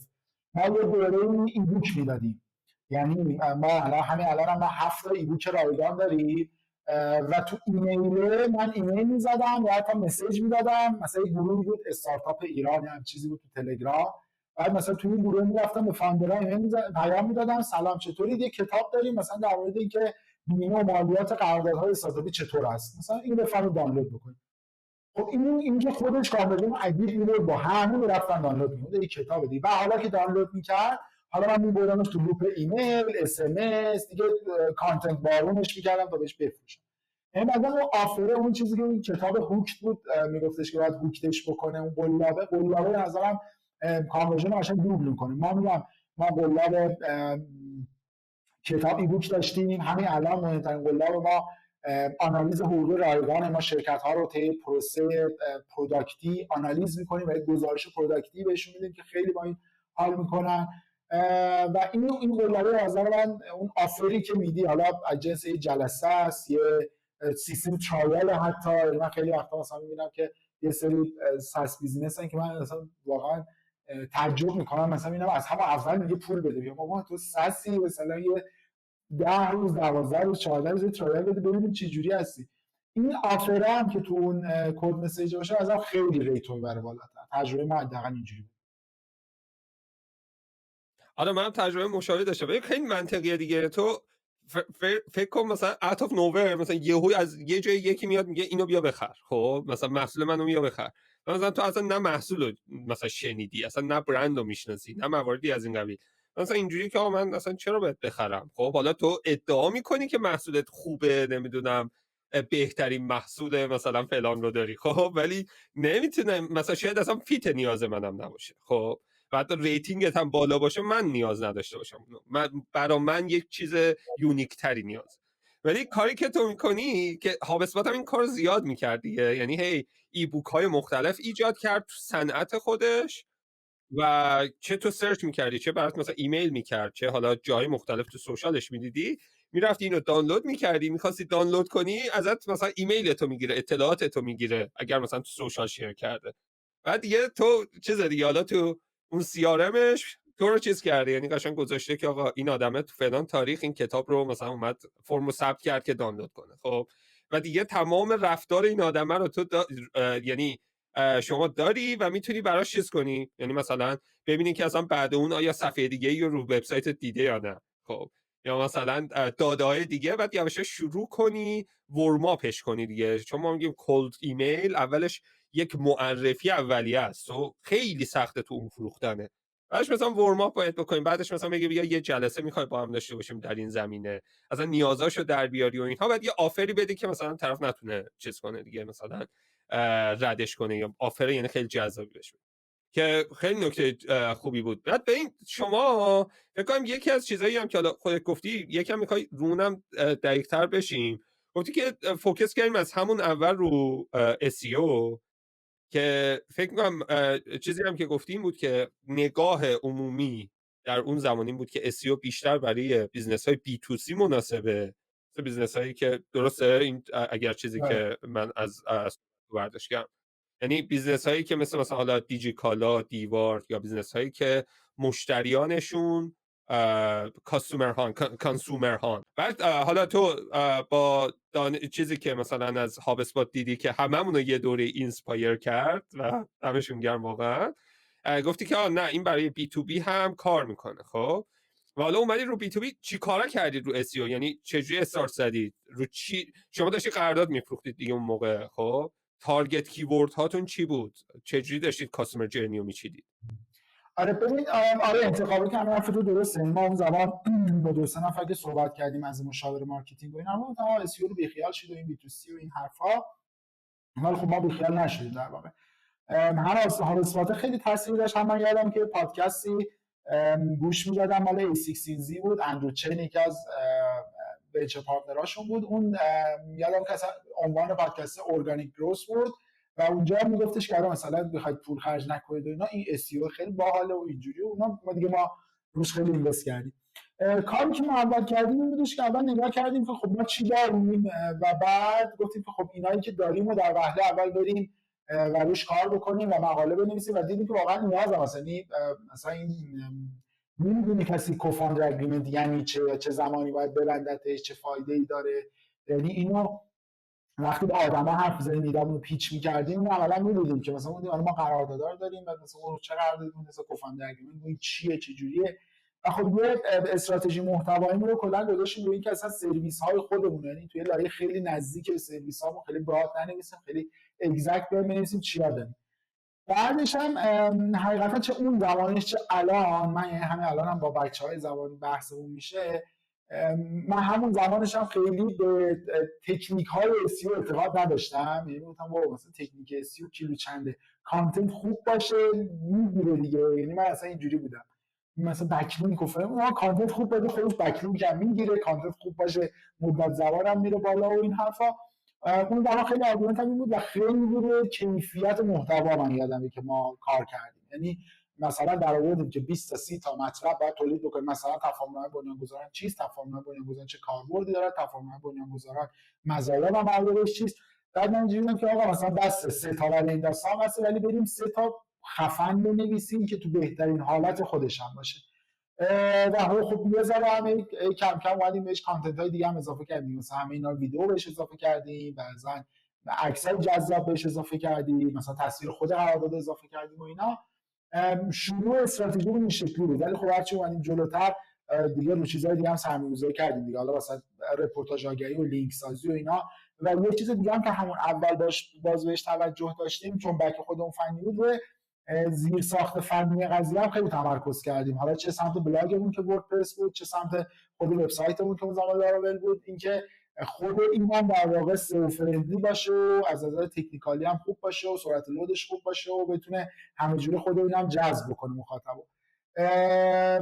تا جایی که رو اینا سرمایه‌گذاری کردیم. بعد دیگه در ادامه دیگه مثلا چه می‌دونم گوگل ادز، مثلا بعد از اولین سالی که رد شدیم یه ذره پول از خود بیزنس در آوردیم، شروع کردیم به گوگل ادز ران کردن. ما از زمان دلار 3000 تومان تجربه گوگل ادز داریم تا امروزی که مثلا ما شارژ کردیم دلار 82000 تومان. اون آدم رو بذاره آوردیم جلو گوگل ادز خودش به سئومون کمک کرد. یعنی یادم مثلا مقاله می‌خوندم خود چیز بود، مثلا این دیجیتال مارکتینگ گوگل گاراژ بود، مثلا من دوره‌اش همون زمان گذروندم. بعد من میگفتش که آقا اگر می‌خواد SEO خوب باشه اما اولش گوگل ادز خیلی بهش کمک می‌کنه. یا مثلا اون $100 این دوره مثلا ما شارژ کردیم و همون نمونه قراردادمون کمپین رفتیم، حتی رو خود بلاگ هم یادم روی که بلاگ پستامون هم ما کمپین رفتیم و چیزش کردیم که بیاد بالا. شروعش اینطوری بود. بعد از یه جایی به بعد میشه گفت مثلا سال 98 بعد از اینکه 1 سال و نیم گذشت یه فارمی رو گرفتیم، باز میگم هم بر اساس مقاله‌ای که خونده بودیم هم بر اساس بنچمارکایی که خیلی دیده بودیم، گفتیم که خب الان وقت اصلا اصطلاحش این بود تولید محتوای بی‌رحمانه است و شروع کردیم به تولید محتوای بی‌رحمانه. یعنی مثلا یه تیم نویسندگان درست کردیم و خیلی گسترده بودیم. خب حالا اونقدر کیفیت مهم نیست، الان کمیت مهمه. مثلا یادم که تو اون بازه من فکر کنم مثلا واقعا ما روزی 2 تا 3 تا محتوا داشتیم میدادیم بالا به عنوان بلاگ یه بیزینس حقوقی، نه مثلا به عنوان سایت خبری. خیلی زمان رو این شروع کردیم فوکس کردیم به کار کردن و اینکه سعی کردیم مدل‌های مختلف دیگه محتوا رو هم بیاریم دیگه. حالا ویدیو رو آوردیم تو آپارات و اینا گذاشتیم، یه ایبوکامون بود که خیلی اونا هم باز هم تو مقاله‌های مختلف بهشون لینک میدادیم و خود اینا هم دوباره سئو شدن اومدن بالا. اینا اون عمده اقدامات بود که من الان یادم میاد خیلی تیتروار بخوام بگم اون زمانه انجام دادیم. آره ببین یه بخشی هم که حالا از صحبتت یعنی حالا قبلا هم ما صحبت کرده بودیم دیگه، این یه بخشی هم که گفتی که راجع به تکنیک‌های SEO، من به نظر من شما داشتید خیلی از در واقع اون اصول SEO رو درست انجام میدادید. خب یعنی اصول SEO مثلا آقا کانتنت با کیفیت بدیم، مثلا داخل کانتنتمون مولتی میدیا داشته باشیم، تکنیکال SEO مون خوب باشه، نمیدونم مثلا سرعت وبسایت خوب باشه و مواردی از این قبیل، LCP هامون پایین باشه. بعد چیزی که مثلا رو تکنیک هایی که مثلا مخالفشی که حالا رو خیلی هاشم من در جریانم، یه چیزایی مثلا حالت بلک هتیه که یه تعداد حالا افراد به اصطلاح مشاور SEO یا چیزایی حالا زرق خورده هم هستی دیگه، خب تو این زمینه مثلا میان یه ایدهایی میدن، مثلا آقا PBN ران کنیم، نمیدونم فلان کار بکنیم، خب که اتفاق شاید حتی مقطعی هم مثلا در یک نقطه‌ای خوب باشه، خب الگوریتم آپدیت بعدی کلا میترکه این سیستمه، خب و مثلا یهو میبینی که تو یه سرمایه‌گذاری کردی توی یه حوزه‌ای، یه الگوریتم آپدیت خورد، چون مثلا نمیدونم مثلا رفته بودی مثلا داشتی کیورد استافینگ می‌کردی، نمیدونم داشتی مثلا PBN ران می‌کردی یا هر گندم از این هایی که حالا بلک هت کارا بیشتر انجام میدن، بعد یهو می‌بینی که مثلا یه افت جدی تو SEO ایجاد شد و SEO هم مثلا از مارکتینگ چنل اسید باشه، مثلا اون بر تو سیزت هم داری همین رو می‌بینی، خب و ولی کاری که مثلا حالا داشتید میکردید، یعنی یه تایمایی هم اینه دیگه، یعنی تو مثلا با یه مثلا مقالاتی که میخونی، یه مطالعه که میکنی، خودت ممکنه یه کاری رو بکنی که حتی خیلی بهتر از چیزایی باشه که این مشاورهایی که حالا مثلا یه بخشی از سوادشون هم مثلا بعضا مثلا به شکی هست مثلا پیشنهاد میدن. رو کیس شما فکر کنم یه همچین اتفاقی افتاده، چون تو داشتی کارهای دور کانتنت با کیفیت کلاسترینگ داشتی میکردی و مقاله پیلار پیج داشتید، همه این اصولهای اصلی SEO رو داشتید رعایت میکردید، خب تکنیک های بلک هت رو انجام نمیدادید که درست هم است که انجام ندید و فکر کنم یه دوره هم انجام دادید و یه اتفاقای ناخوشایندی هم افتاد. یه دوره متاسفانه همین این پیر مشاور بعد به تن ما خورد و خیلی زود جلو چی گرفتیم. یعنی یه 3 ماه گذشت و من اینجوری که آقا بیخیالش تو رو خیلی بچه‌ها گفتم آقا بیخیالش تو رو خدا، بذارید مسیر خود رو آساس داشت میرفتیم جلو، دید بذارید همون رو بریم. ولی آره واقعا اون زمان میگم چون خدای من هابسپات بود، یعنی واقعا من 2 تا بنچمارک داشتم، یکی لیازون بود که حقوقی بنچمارک داشتم، یکی هابسپات که هر کاری میگفت و هر کاری میکرد من میکردم. اینا احتمالاً خیلی خفنن و قشنگ مثلا تو هم بحث ایمان مارکتینگش بحث ساختار پیلار کلاستر رو مطرح می‌کرد، بحث این که اصلا از محتوا به محتوا دیگه پاس بدی و فلان و اینا، و ما واقعا اینا رو پیاده کردیم مثلا روز اول. آره و خیلی عالی. و چیزم فکر کنم یه بخشی هم یه کاری که کردید تا جایی که یادمه، داشتید رو کانورژن از سمت این محتوا هم کار میکردید دیگه، یعنی حالا این صفحات اومدن و رنگ گرفتن، خب و حالا مثلا ما چجوری از این صفحات کانورت کنیم به سمت مشتریان مثلا حالا چه قرارداد هامون چه سرویس هامون، درسته؟ یه همچین کاری هم یه پروسه‌ای رفت. آره ما هنوزم داریم کار می‌کنیم. من دقیقاً 2 ساعت قبل از این ضبط پادکست من دقیقاً جلسه‌ام رو همین بحث CRO. آره خیلی مسئله مهمه. ما اینجوری بود داستانش که به خودمون خیلی حال می‌کردیم، ترافیک خیلی خوبی داشت میومد وبسایت و اینجوری بودیم که ایول ترکوندیم و فلان و اینا و این هی هم رشد می‌کردیم، واقعا یک رشد اگریسیوی داشتیم داستان و داشت میرفت بالا. بعد یهو نشستیم این میخونه ها، این حجم از ترافیک، حالا عدد دقیقش یادم نمیاد بگم، ولی مثلا این حجم از ترافیک انقدر رجیستر یوزر و انقدر کاستومر این اصلا به هم نمیخوره. بریم مثلا سرچ کنیم ببینیم بنچمارک جهانی چه شکلیه. حالا اونم میگم هر صنعتی فرق داره ولی باز هر صنعتی از این بالاتر. بعد فهمیدیم که خب ما رویکرد تولید محتوای بیرحمانه و رویکرد استیوم اینا همه باعث شده که ترافیک بیاد رو بلاگمون. ولی خب این ترافیک فقط میاد رو بلاگمون، مثلا طرف میاد این مقاله ترتمیز میخونه لذت هم میبره، پایینم یه ستاره ما میدون میبندیم. بعد ما اینجوری خب این که فایده نداره، مثلا سایت خبری که نیستیم، ما خیریه که نیستیم، ما پول در بیاریم، پول کجا در میاد. و اونجا بودش که در واقع حالا یه تایمی خیلی روی این کار کردیم، خیلی هم از کمک‌های خودت استفاده کردیم اون موقع، خیلی روی این کار که مثلا باز یادم مثلا رفتیم یکی دو تا کتاب و اینا تو این زمینه خوندیم، تو کانورژن ریت اپتیمیزیشن و CRO در 8 هفته مثلا یه دونه داشت هابسپات بود. نگاه که خیلی دیتا دیدیم اول، یعنی اون زمان خب ما کلاریتی و اینا رو داشتیم رو بلاگمون که ترک می‌کردیم یوزرها دارن چی کار میکنن. بعد دیتا رو اول دیدیم، یعنی قشنگ یه تایم گذاشتیم دیتا رو دیدیم کامل. بعد یه تایم گذاشتیم صفحه‌مون رو ریدیزاین کردیم، سایت بلاگمون رو خصوصا. بعد اومدیم CTA های مختلف تو صفحه ها گذاشتیم که کاربر کلیک بکنه. بعد هی ما رشدش داریم دیگه. مثلا روزهای اول یه سری صفحه خاص فقط CTA داشت، بعد همه CTA داشت ولی CTA یکسان داشت. هی اینو گسترشش داریم تا رسید مثلا به امروز که لیترالی هر بلاگ پست هم CTA مخصوص خودشو داره. یعنی خیلی روی این موضوع یه سری بچه‌ها ابزارا نوشتن و بالا کردیم کار کردیم روش رو. دیگه سجاد رو میشناسید دیگه، باش کار کرده بودی. سجاد کلی تو این زمینه کار کرد و اینا. و الان رسوندیم به اون مرحله که خیلی کانورژن بهتر شده ولی هنوز با حد ایدئال من فاصله داره.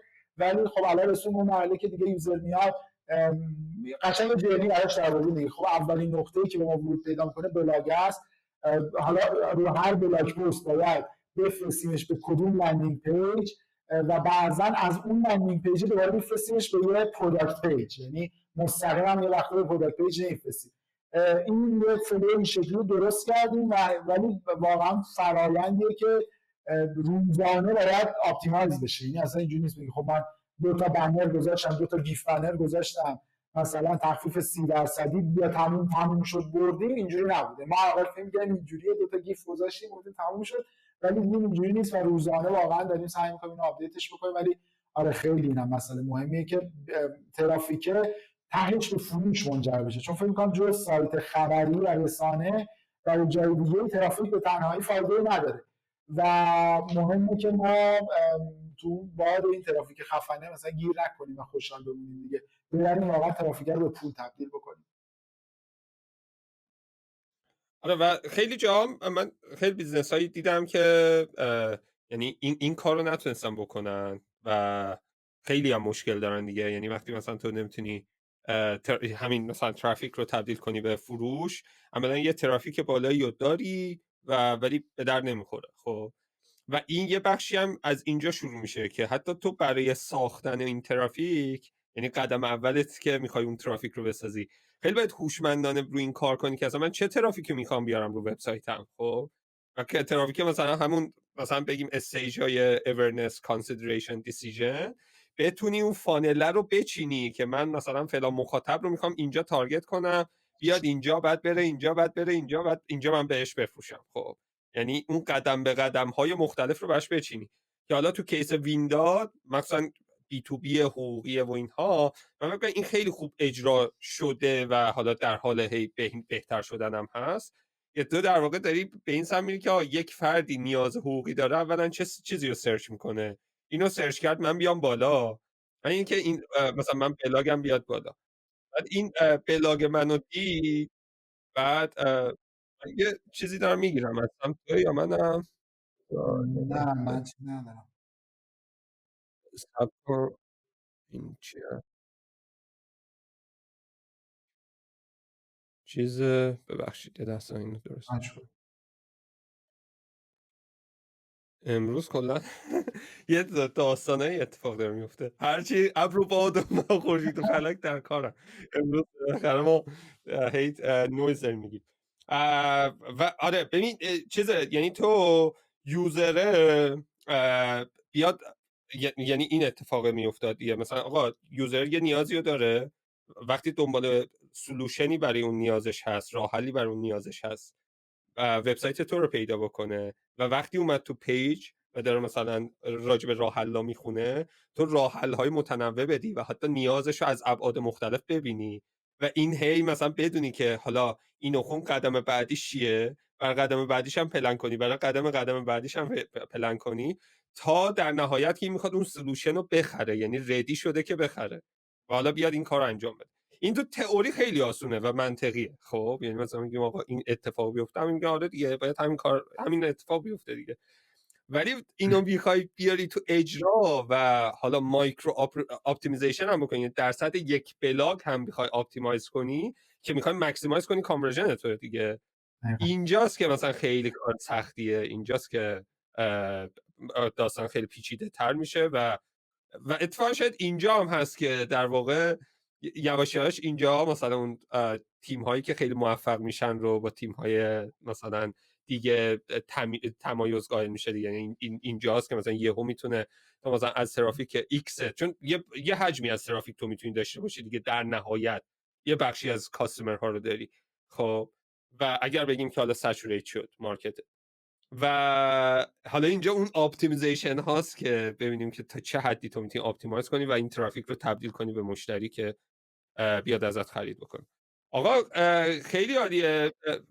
من یه چیزی هم دوست داشتم به این سمت هم بریم و سوال بپرسم ازت که پروداکت مارکت فیت رو کی پیدا کردید و تو چه، یعنی شما اولش که با قراردادها شروع کردید و احتمال خود اونم فکر کنم یه بخشش پروداکت مارکت فیت هست در سطح خود قراردادها، حتی من این حس رو میکنم.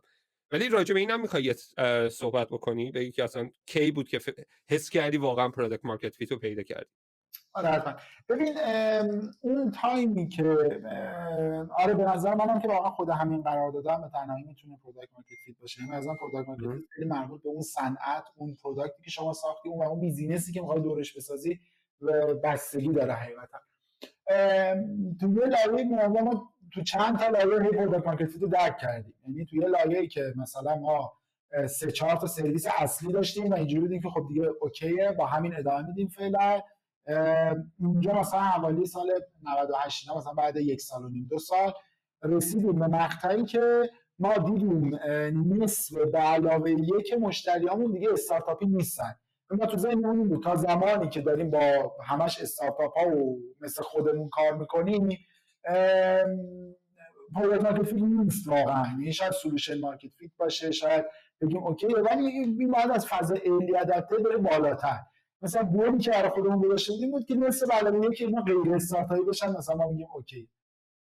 یه لایه دیگه هم که شاید دیگه واقعا پروداکت مارکت فیت رو با پوست و گوشت و خونمون لمس کردیم سال 400 بعد از اتفاقاتی که در واقع توی شهریور ما افتاد و قطعی اینترنت و اون مکافاتایی که ما روش داشتیم، خب دقیقا زمانی بودش که ابر و باد و ماه خورشید همه اینا دست به دست هم دادن که ما فیل بکنیم دیگه. پولمون تموم شد، اینوستورامون دیگه پول نمیدادن، دیگه رسیدیم به یه بنبستی که اونجا که ما یه تعدیل و ریزی هم داشتیم و بعد ادامه دادیم، اونجا که من دیدم که خب دیگه پول نیست و اینوستور نیست و ولی بیزینس داره خودش میفروشه و کانالای ارگانیکمون دارن کار میکنن و اینا و داریم سرویس رو ارائه میکنیم و دیمندش هم هست، یعنی دارن ریکوست میذارن، یعنی همش اینجوریه کد مسیج ما بدیم بفروشیم، خودشون دارن میان از ما بخرن. اینجا بود که ما گفتیم خب اوکی، پس ما عملا پروداکت مارکت فیت رو دیگه واقعا دیگه رو کل بیزینس هیت کردیم، نه روی پروداکت خاص.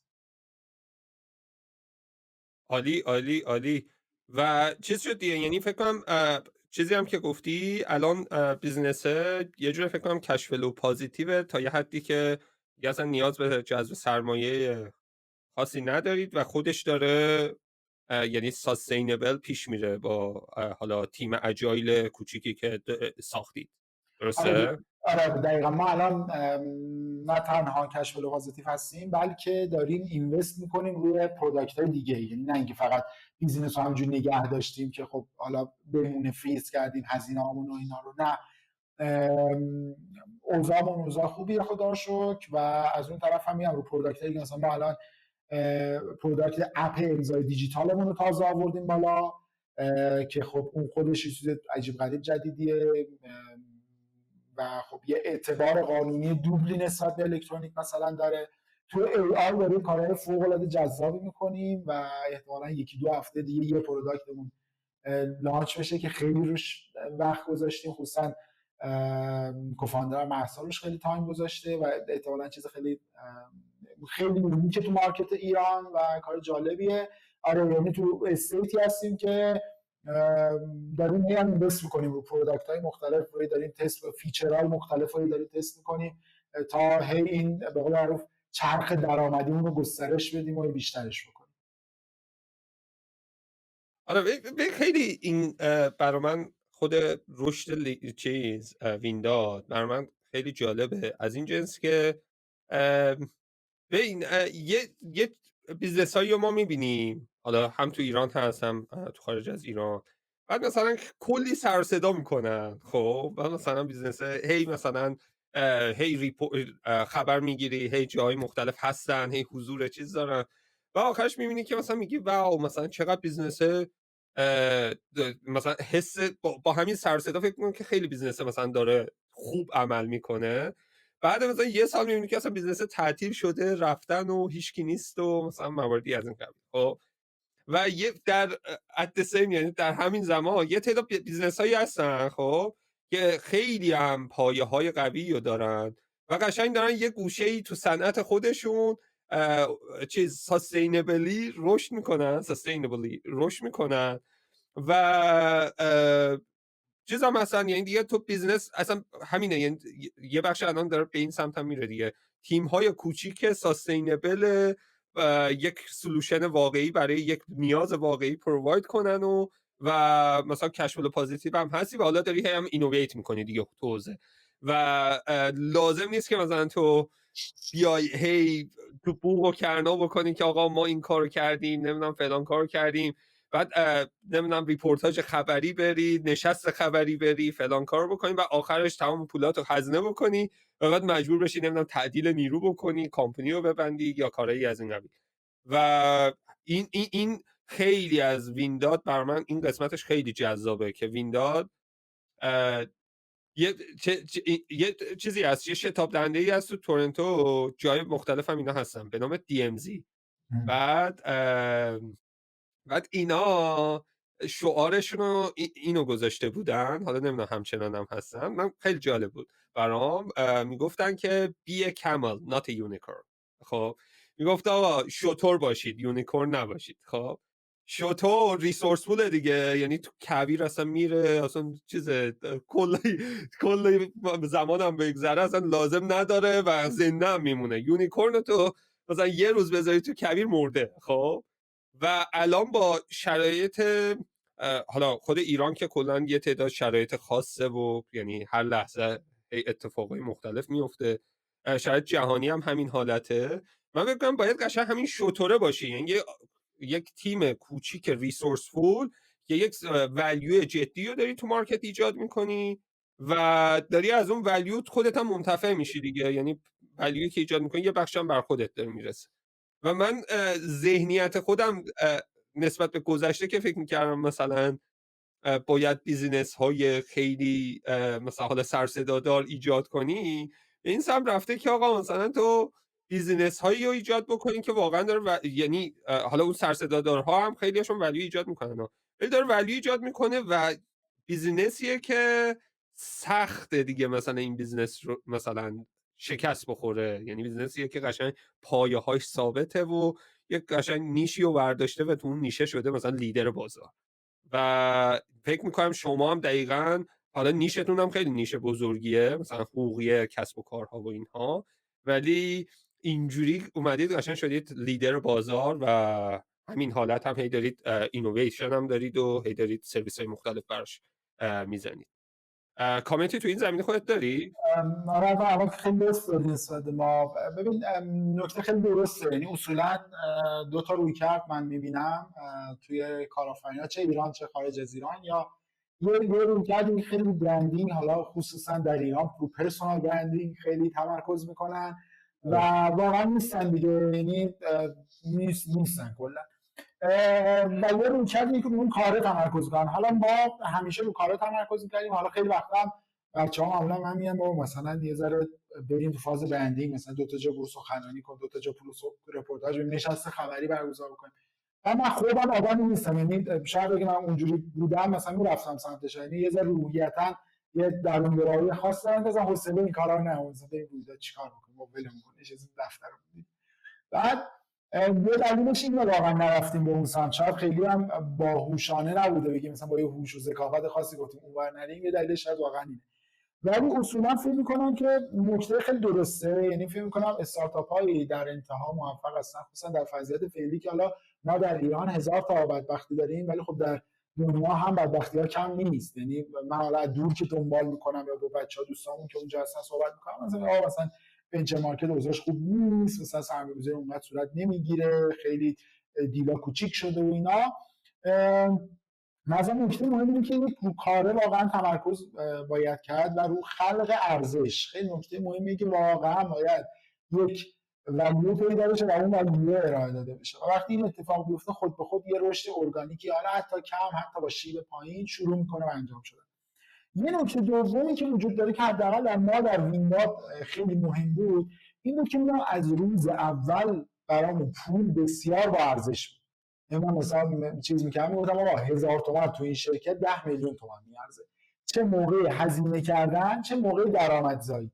ما خیلی خیلی خیلی رو این فوکس داشتیم از روز اول. حتی مثلا به شوخی میگفتیم آقا این کدی که میزنی ببین اگه ازش پول در میاد بزن، اگه ازش پول در میاد نزن. برای چی داری اصلا کار میکنی؟ این زنگی که داری میزنی پول در میاد بزن، نمیاد نزن.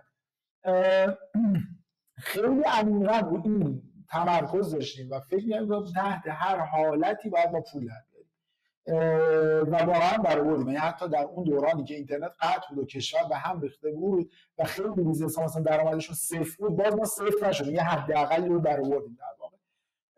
یه رویکرد دوم که حداقل در خود ما بود این بود و رویکرد سوم این چابک نگه داشتن. ببین ما خودمون درون این چاهی که جذب سرمایه میکنن و تیم رو بزرگ میکنن افتادیم.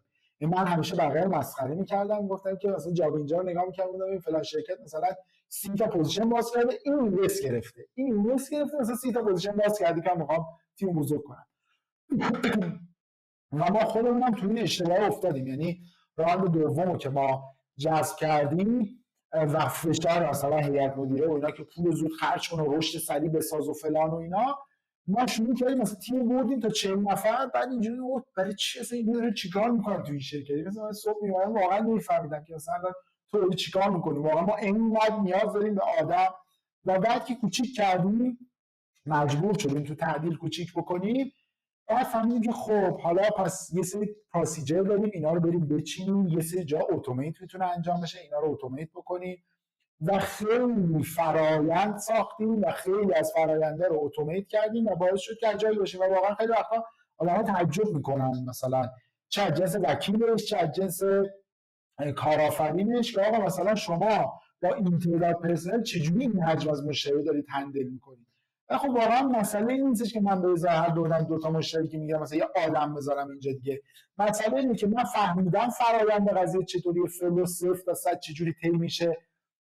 برای هر کدوم این قسمت‌ها اومدم برای خودم فرآیند ساختم، فلو چارت ساختم و تا میتونستم اینا رو از تکنولوژی استفاده کردم و به قول معروف پروداکتیش کردم دیگه. یعنی اون همون مثلا این مثال خیلی سادهش، اولین ورژن اوپن ای آی چت جی پی تی رو که داد بیرون، مثلا ما اولین کارامون بود که مثلا دو تا اکانت خریدیم، اینو شیر کردیم بین بچه‌ها که مثلا تو کارهای مختلفتون استفاده کنید پروداکتیویتیتون بره بالا. مثلا از یه چیز کوچیکی تا چیزای بزرگتر. این به نظرم این هم خیلی مسئله است که خیلی مهمه که اون اجایلیتی بمونه و بتونیم تا جای ممکن واقعا الکی این که ما چند نفریم مثلا 80 نفر رو رد کردیم جشن 100 نفره شدن شرکت و فلان، این اونا نباید KPI باشه دیگه. برای ما همیشه پول KPI بوده، هیچی جز پول KPI نبوده. آره باتم لاینه دیگه. یعنی اون نباشه تو بگو من 1000 نفر کارمند دارم ولی پولی در نیاد، مجبوری بالاخره یه جایی تموم میشه دیگه، ریسورس تموم میشه و اونجاست که اون واقعیت تلخه قشنگ دیگه میاد جلو چشت که حالا باید تصمیم‌های خیلی سخت‌تر بگیری. و این هم الان خیلی روی کردیه که خیلی داره بهش مثلا به سمتش میره، یعنی حالا فضای کارآفرینی. و اونم اینه که با AI و اینا خیلی چیزا دیگه دارن اتومات میشن و یه جایی که تو اصلا نیاز به نیروی انسانی داشتی دیگه نیاز نداری و اصلا کامپنی هایی دارن شکل میگیرن که کامپنی های 1 نفره است 2 نفره است و کامپنی های زیر 10 نفره و کامپنی های بزرگ ها، یعنی بزرگی که مثلا حالا هم رونیو خوبی دارن هم ولیو زیادی رو دارن ایجاد میکنن. خب لازم نیست که تو مثلا بیای نمیدونم کل سهامت هم بدی به سرمایه گذار و بعد از یه تایمی بعد ببینی که هیچی تاش دستتو نگرفت و مثلا اتفاقی هم نیفتاد و اینها. میتونی یه کامپنی بزنی که ساستینبل داره رشد میکنه و یکی از نمونه‌های جالبش که خود شمایید. و یه چیزی هم که من داشتم بهش فکر میکردم، این خود حالا مارکتینگ و مواردی از این قبیل مهم نیست که خیلی از آدم ها تو رو بشناسن. خب مهم اینه که اون آدمایی که تو میخوای اونا تو رو بشناسن. خب و مثلا الان برای خود وینداد مهم اینه که مثلا استارتاپ ها وینداد رو بشناسن، مثلا کورپرات هایی که مثلا وینداد میخواد اینا مشتریاشون بشن اینو بشناسن دیگه مثلا. و حالا تارگت مارکتینگیشو مثلا هدفهای مارکتینگیشون رو یه جوری میچینه که اونها بشناسن و سرویساشو بدونن. خب و این خیلی از این نشست خبری ها و اینها بیشتر به این سمتی که مثلا فاوندر یه حس خوبی میگیره که آقا من دارم مثلا مشهورتر میشم، یا مثلا یه حس اولیه خوبیه ولی حس تو خالیه، یعنی تهش آره دقیقا. آره خیلی عالی. آقا چیز یه چند تا منبع یا کتاب یا سورسی داری که مثلا معرفی کنی کسایی که این پادکست رو گوش دادن اگر خواستم برم مطالعهشون کنن؟ آره حتما. ببین توی پادکست ها که من خودم پادکست های ریتافن رو دوست دارم گوش میدم اکثرا. پادکست های A16Z هم خیلی دوست دارم، خصوصا بعضیش که موضوعیه، مثلا میان رو ارگانیک گروث، یه وقت رو سلز و اینا. اینا چیزایی که الان جذاب طولای پادکست و اینا. دیگه من کتابم زیاد بخونم، کتابم دوست دارم، کتابایی که تو این حوزه استارتاپ و رشد و فلان و اینا خوندم و برام جذابه. حوزه مثلا خود کارآفرینی و استارتاپ، کتاب هارتینگ اباوت هارتینگ، سختی کارهای سخت بن هورویتز خیلی منو گرفت و خیلی به نظرم عالی بود. یعنی اونو که خوندم مثلا اینجوری بودم که دیگه هر چالشی بیاد دیگه به چالش‌های بیچاره که نمیرسه، ولی بعد که اومدم فهمیدم چرا میرسه. ما میتونیم ورژن ایرانی این کتابو داشته باشیم. دیگه باز مثلا تو بحث کالچر و فرهنگ و اینا، مثلا قانون بیقانونی مال این فاندر نتفلیکس، اون خیلی جذاب بود برام. نمیدونم The Everything Store، فروشگاه همه چیز، داستان اون آمازونه که اون ارلی دیزش رو میاد تعریف کنه و اینا، اونم کتاب جالبی بود. عرضم به خدمت که اینا به نظرم کتابای خوبی هن. کلا این کتابای تازگی چیزام خوندم خیلی برام جذاب بود. این زندگی نامه ایلان ماسکی که والتر ایزاکسون نوشته، شما رو استیو جابز رو قبلا خونده بودم، این ایلان ماسکش هم خوندم و خیلی حال کردم. حقیقتا خیلی خوشم نمیومد از این آدم، ولی بعد این کتاب نظرم دربارش عوض شد.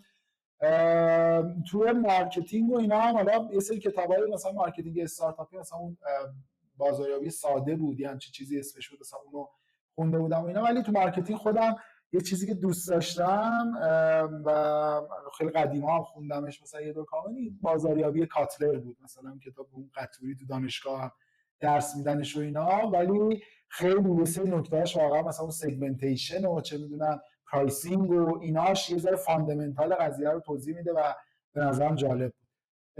اینا چیزایی که میدونم شاید جالب باشه.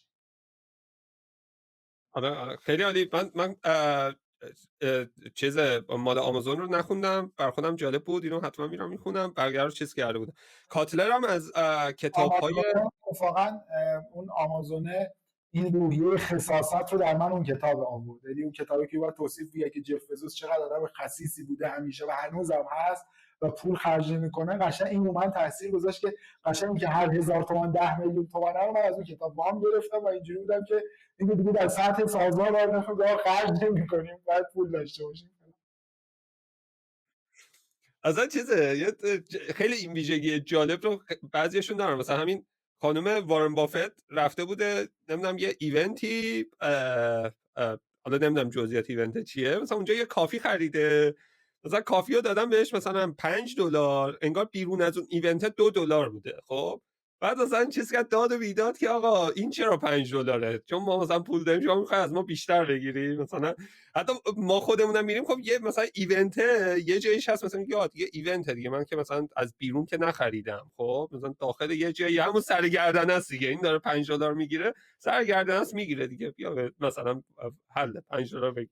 یه مثلا اونجا اعتراض میکنه که آقا مثلا این اصلا تو آمار اینا نمیخونه ها. یعنی اصلا خیلی جالبن این چیز خصاصت. و بعضا هم خیلی تو مثلا تو استارتاپ وقتی میخوای پول، حالا یا پول محدود خودت رو داری خرج میکنی یا پول سرمایه‌گذار رو داری خرج میکنی، این خصاصت خیلی مهمه، چون محدوده و any time مثلا قراره که تموم بشه و که فکر میکنم میتونه ویژگی مثبتی باشه تا یه حدی در یک لول هایی. و چیزام که گفتی اون کتاب کاتلر هم که گفتی، اینم ورژن‌های جدیدش هم اومده دیگه. کتاب کاتلر هم کلا کتاب پایه‌ای مارکتینگ دیگه، یعنی از اون کتابایی که اصلا یه بیسلاین رو میسازه و حالا هر چیز دیگه ای هست میاد رو این سوار میشه. و کسایی که حالا مثلا نخوندن، من پیشنهادم اینه که آخرین ورژناشو بخونن، چون آخرین ورژناش حتی مثلا دیگه راجع به کریئتور اکانومی و نمیدونم مثلا سوشال مدیا و همه اینها هم صحبت که باحاله.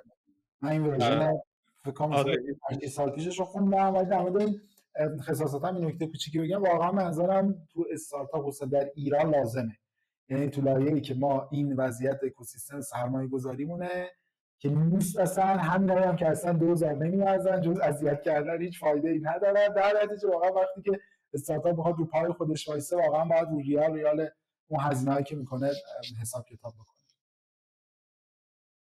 آره این چیزی هم که گفتی، من حالا یکی دیگه از دوستان، حالا اسمشون رو نمیگم شاید راضی نباشن، حالا بعدا اگر شد تو پادکست میام خودش داستان رو بهتر میگه، ولی این بود که با سرمایه گذار دیل رو بسته بودن، چندین تا چک سرمایه گذاری هم گرفته بودن، اینا رفته بودن حالتی که خودت گفتی تیمه رو بزرگ کرده بودن و رشد داده بودن و اینها. سرمایه گذار از یه چکی به بعد دیگه گفت نمیدم. خب بعد مثلا اینا اینجوری بود که آقا مثلا یعنی چی نمیدم و مثلا قرارداد داریم و اینا. گفت نه ما چیز بود، استارتاپ برامون جالب بود، واردش شدیم، احتمالاً تو تیمشون هم بشناسی. گفت ما واردش شدیم و اینا و الان نظرم عوض شد، ما همون صنعتی که خودمون هستیم که حالا صنعت سنتی بود و همون برامون خیلی بهتره، اصلا استارتاپ دیگه دوست نداریم و اینا. میگه دوست ندارم یعنی چی؟ تو با من قرارداد داری؟ گفتم برو شکایت کن دیگه، حالا ما این همه هم وکیل داریم، پول داریم میدیم، بیکارن، حالا تو برو شکایت کن ببینیم چی میشه. بعد طرف اینجوری بود که بنده خدا مثلا خیلی، تو فکر کن مثلا 2 ماه پول نیروها به تعویق افتاده بود و مثلا تو این همه چیز داری، مجبور شد مثلا خونه‌ش و اینا رو بفروشه دیگه. و یعنی تو اینجور چیزها اون خساسته یه ریسک اینجوری هم داریم، حالا که مثلا یهو پول نداد. خب برای همین خیلی ریسورسفول باید پول رو خرج کرد که آقا من ممکنه فردا نداشته باشم، حواسم باشه که اگر نشد بیزنسه بتونه زنده بمونه، یعنی فلانی اگر چک بعدی رو پاس نکرد زنده بمونم. خب نگفتم تو حالا پروسه لیگال با کلی وکیل اونها، حالا من یه کارآفرین، حالا کلی وکیل، حالا برو پولو بگیر. آره اینا هست. واقعا فضای سرمایه گذاری در ایران بسیار فضای داغونیه، یعنی افتضاحه و هیچ رشدی هم نمیکنه دیگه. یعنی با این قانونایی هم که میاد، مثلا با قانون جهش و فلان و اینا، هم باز هیچ فایده ای نداره و واقعا فضاش خوب نیست دیگه. واقعا من اگر برمیگشتم عقب، عمرن جسامه نمی‌کردم و سعی می‌کردم که بدون اصلا جسامه رو پای خودمون بریم جلو. حتی خودمون که داریم کار می‌کنیم، در منت کسی دیگه بالا سرمون نباشه، خودمون باشیم فقط دیگه. ولی آره خیلی ریسورسفول بیس خیلی مهمه واقعا. آره دقیقاً. ببین یه چیزی هم اگر موافقی، این یه بخشی هم وارد شدی و به همین یکی از این محصولاتتون هم همین محصول مالکیت فکری، این رو به برندهای بزرگی فروختی. فکر میکنم این رو فروختنه پروسش با پروسه مارکتینگ مثلا حالا SEO و اینها متفاوت باشه دیگه. احتمالا اینجا یکم سیلز و مثلا کانکشن های خاص و اینجور چیزا رو پیش بردی. اینم یکم توضیح میدی که چی کار کردی؟ آره ببین، اول اینکه کل ویندوت که همیشه به سیلز بنا بوده، یعنی چون ما یه سری سرویس های آنلاین داریم، یه سری سرویس های اشتراکی داریم که اون سرویس های اشتراکی هم گرونن، همین که پول خوبی در واقع ازشون در میاد، یعنی یه بخش خوبی از درآمد ما رو تشکیل میدن. آدم تیم سیلز رو ما همیشه اینجا داشتیم و کار می‌کردیم، ولی سیلز به این تیکه واقعا فرق می‌کرد. یعنی مثلا ما چه می‌دونم، مثلا باشگاه پرسپولیس دیگه مثلا کلد ایمیل و فلان و اینا دیگه جواب نمیده دیگه، سری مدل فروش دیگه ای داره. مدل فروشی که در واقع تو این تیکه داشتیم، بازم یک کد مسیج یا آغاز کننده قضیه بود. یعنی من مثلا به 2 نفر، ولی از طریق کانکشن، نه کد مثلا آقا مثلا ما نیازها رو اول دیدیم خب مثلا این کاستومرها اینا احتمالاً کاستومرهای احتمالی، مثلا دیوار این نیازه رو داره، مثلا 2 تا صرافی رمزارز از این نیازه رو دارن، مثلا فلان مثلا فوتبال 360 مثلا این نیازه رو داره.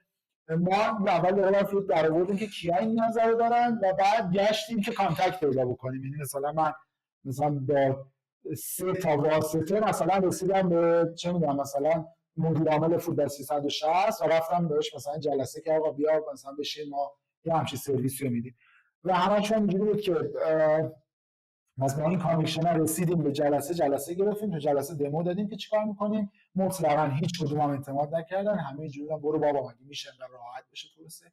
و به همشون هم گفتیم که خب اوکی ما رایگان برات کار نمیکنیم تحت هیچ عنوانی، بیا قرارداد ببندیم ولی پول آخرش بده.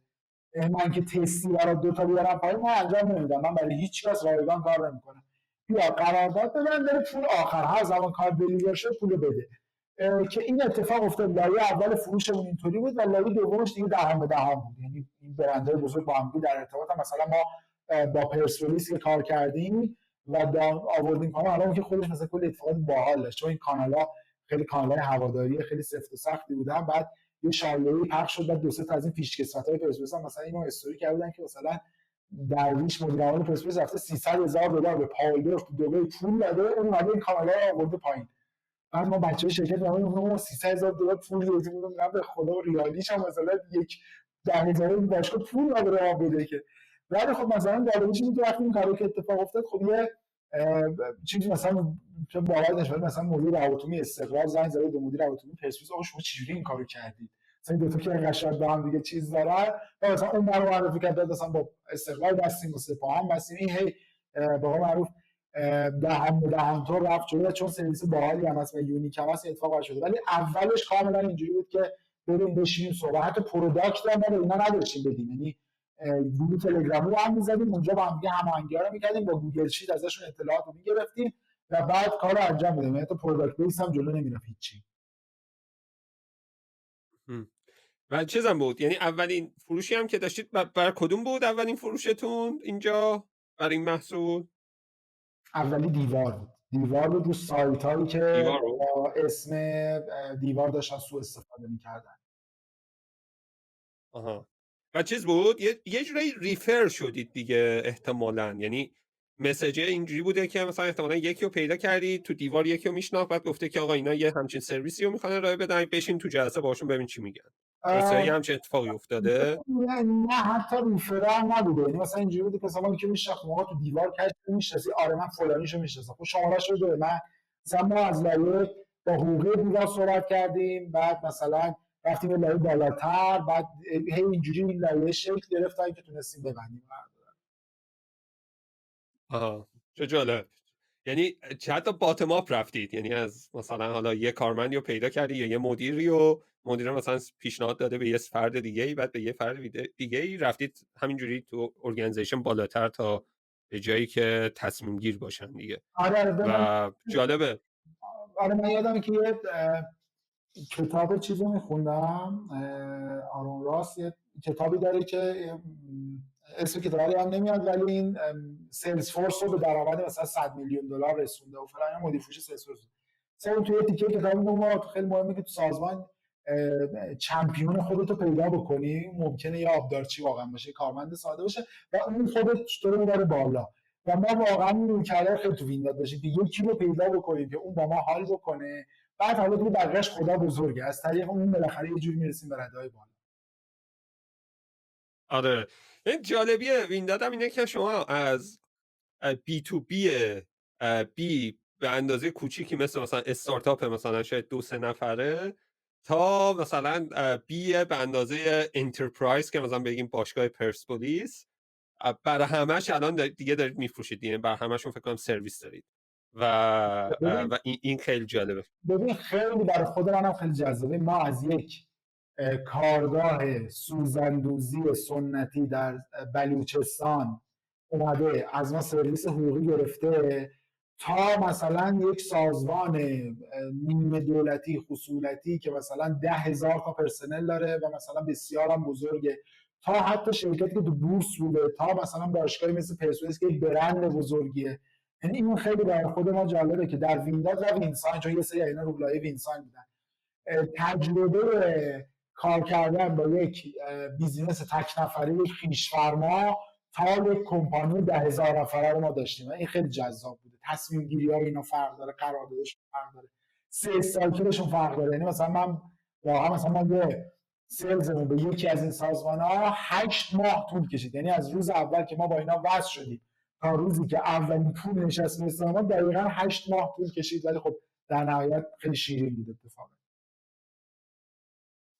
آره چون لول بندیه دیگه. انترپرایز اصلا دیگه تایم هاش خیلی طولانیه، یعنی سیل سایکلش یهو میبینی که خیلی طولانی میشه و اینها، تا اون که مثلا حالا کارگاه سوزندوزی درسته چیزی که میگم، یا مثلا همین استارتاپی که مثلا بگیم آقا 2 نفرن و اولش شروع میکنن، که همونجا مثلا اگر طرف کانش آقا کوفاندر اگریمنت، خب این ایکس مقدار پول و مثلا اینو بده من. خب اینکه مثلا یه سازمانی مثل پرسپکت احتمالاً باید یه تعداد زیادی آدم چیز کنن، یعنی تایید کنن تا حالا برسه به دست مثلا اون آدم تصمیم گیر که اونم تصمیم گیر نهایی که اونم تایید کنه. یا حالا تو خیلی از این فروشای انترپرایز هم فرد تایید نمیکنه دیگه، یعنی کامیتی باید تایید کنه و خیلی این پروسه چیز. آقا خیلی هم عالی. همینجوری بوده. این مثلا تو پرسپولیس مثلا ما واقعا تک تک اعضای هیئت مدیره‌شون راضی کردیم تا در نهایت بتونیم ببندیم، ولی آره واقعا همینجوری. آره و پیدا کردن این آدم هم خیلی سخته. یعنی من یکم با چیز مثلا یه بار یه محصولی ما می‌خواستیم بفروشیم، با چیز می‌خواستیم بفروشیم، ورزشگاه آزادی می‌خواستیم بفروشیم و اون موقع من یادم خیلی پروسه داشت تا ما مثلا آدم‌های مختلف رو پیدا بکنیم و اینها، و که به نظر مثلا آره اگر اعضای هیئت مدیره‌شون رو بخوای پیدا کنی، هر کدوم رو قانع کنی و امضا بگیری که قرارداد بشه، فکر می‌کنم یه پروسه جدی و زمان ببره. دقیقاً. خب آقا خیلی عالی. چیز خاصی داری که مثلا صحبت نکردیم، یعنی من نپرسیدم و خودت دوست داشته باشی که بگی؟ نه دم شما گرم، مرسی برای کار بازشی که داری میکنی. قطعا جای یه پادکستی که روی رشد صحبت بکنه فکر می‌کنم خیلی تو اکوسیستم ما خالیه و من که قطعا فن پادکستتم. اپیزود یکم گوش دادم، انشالله تا اپیزودهای 3 رقمی رو بری و ما هم گوش بدیم و لذت ببریم. دم شما گرم.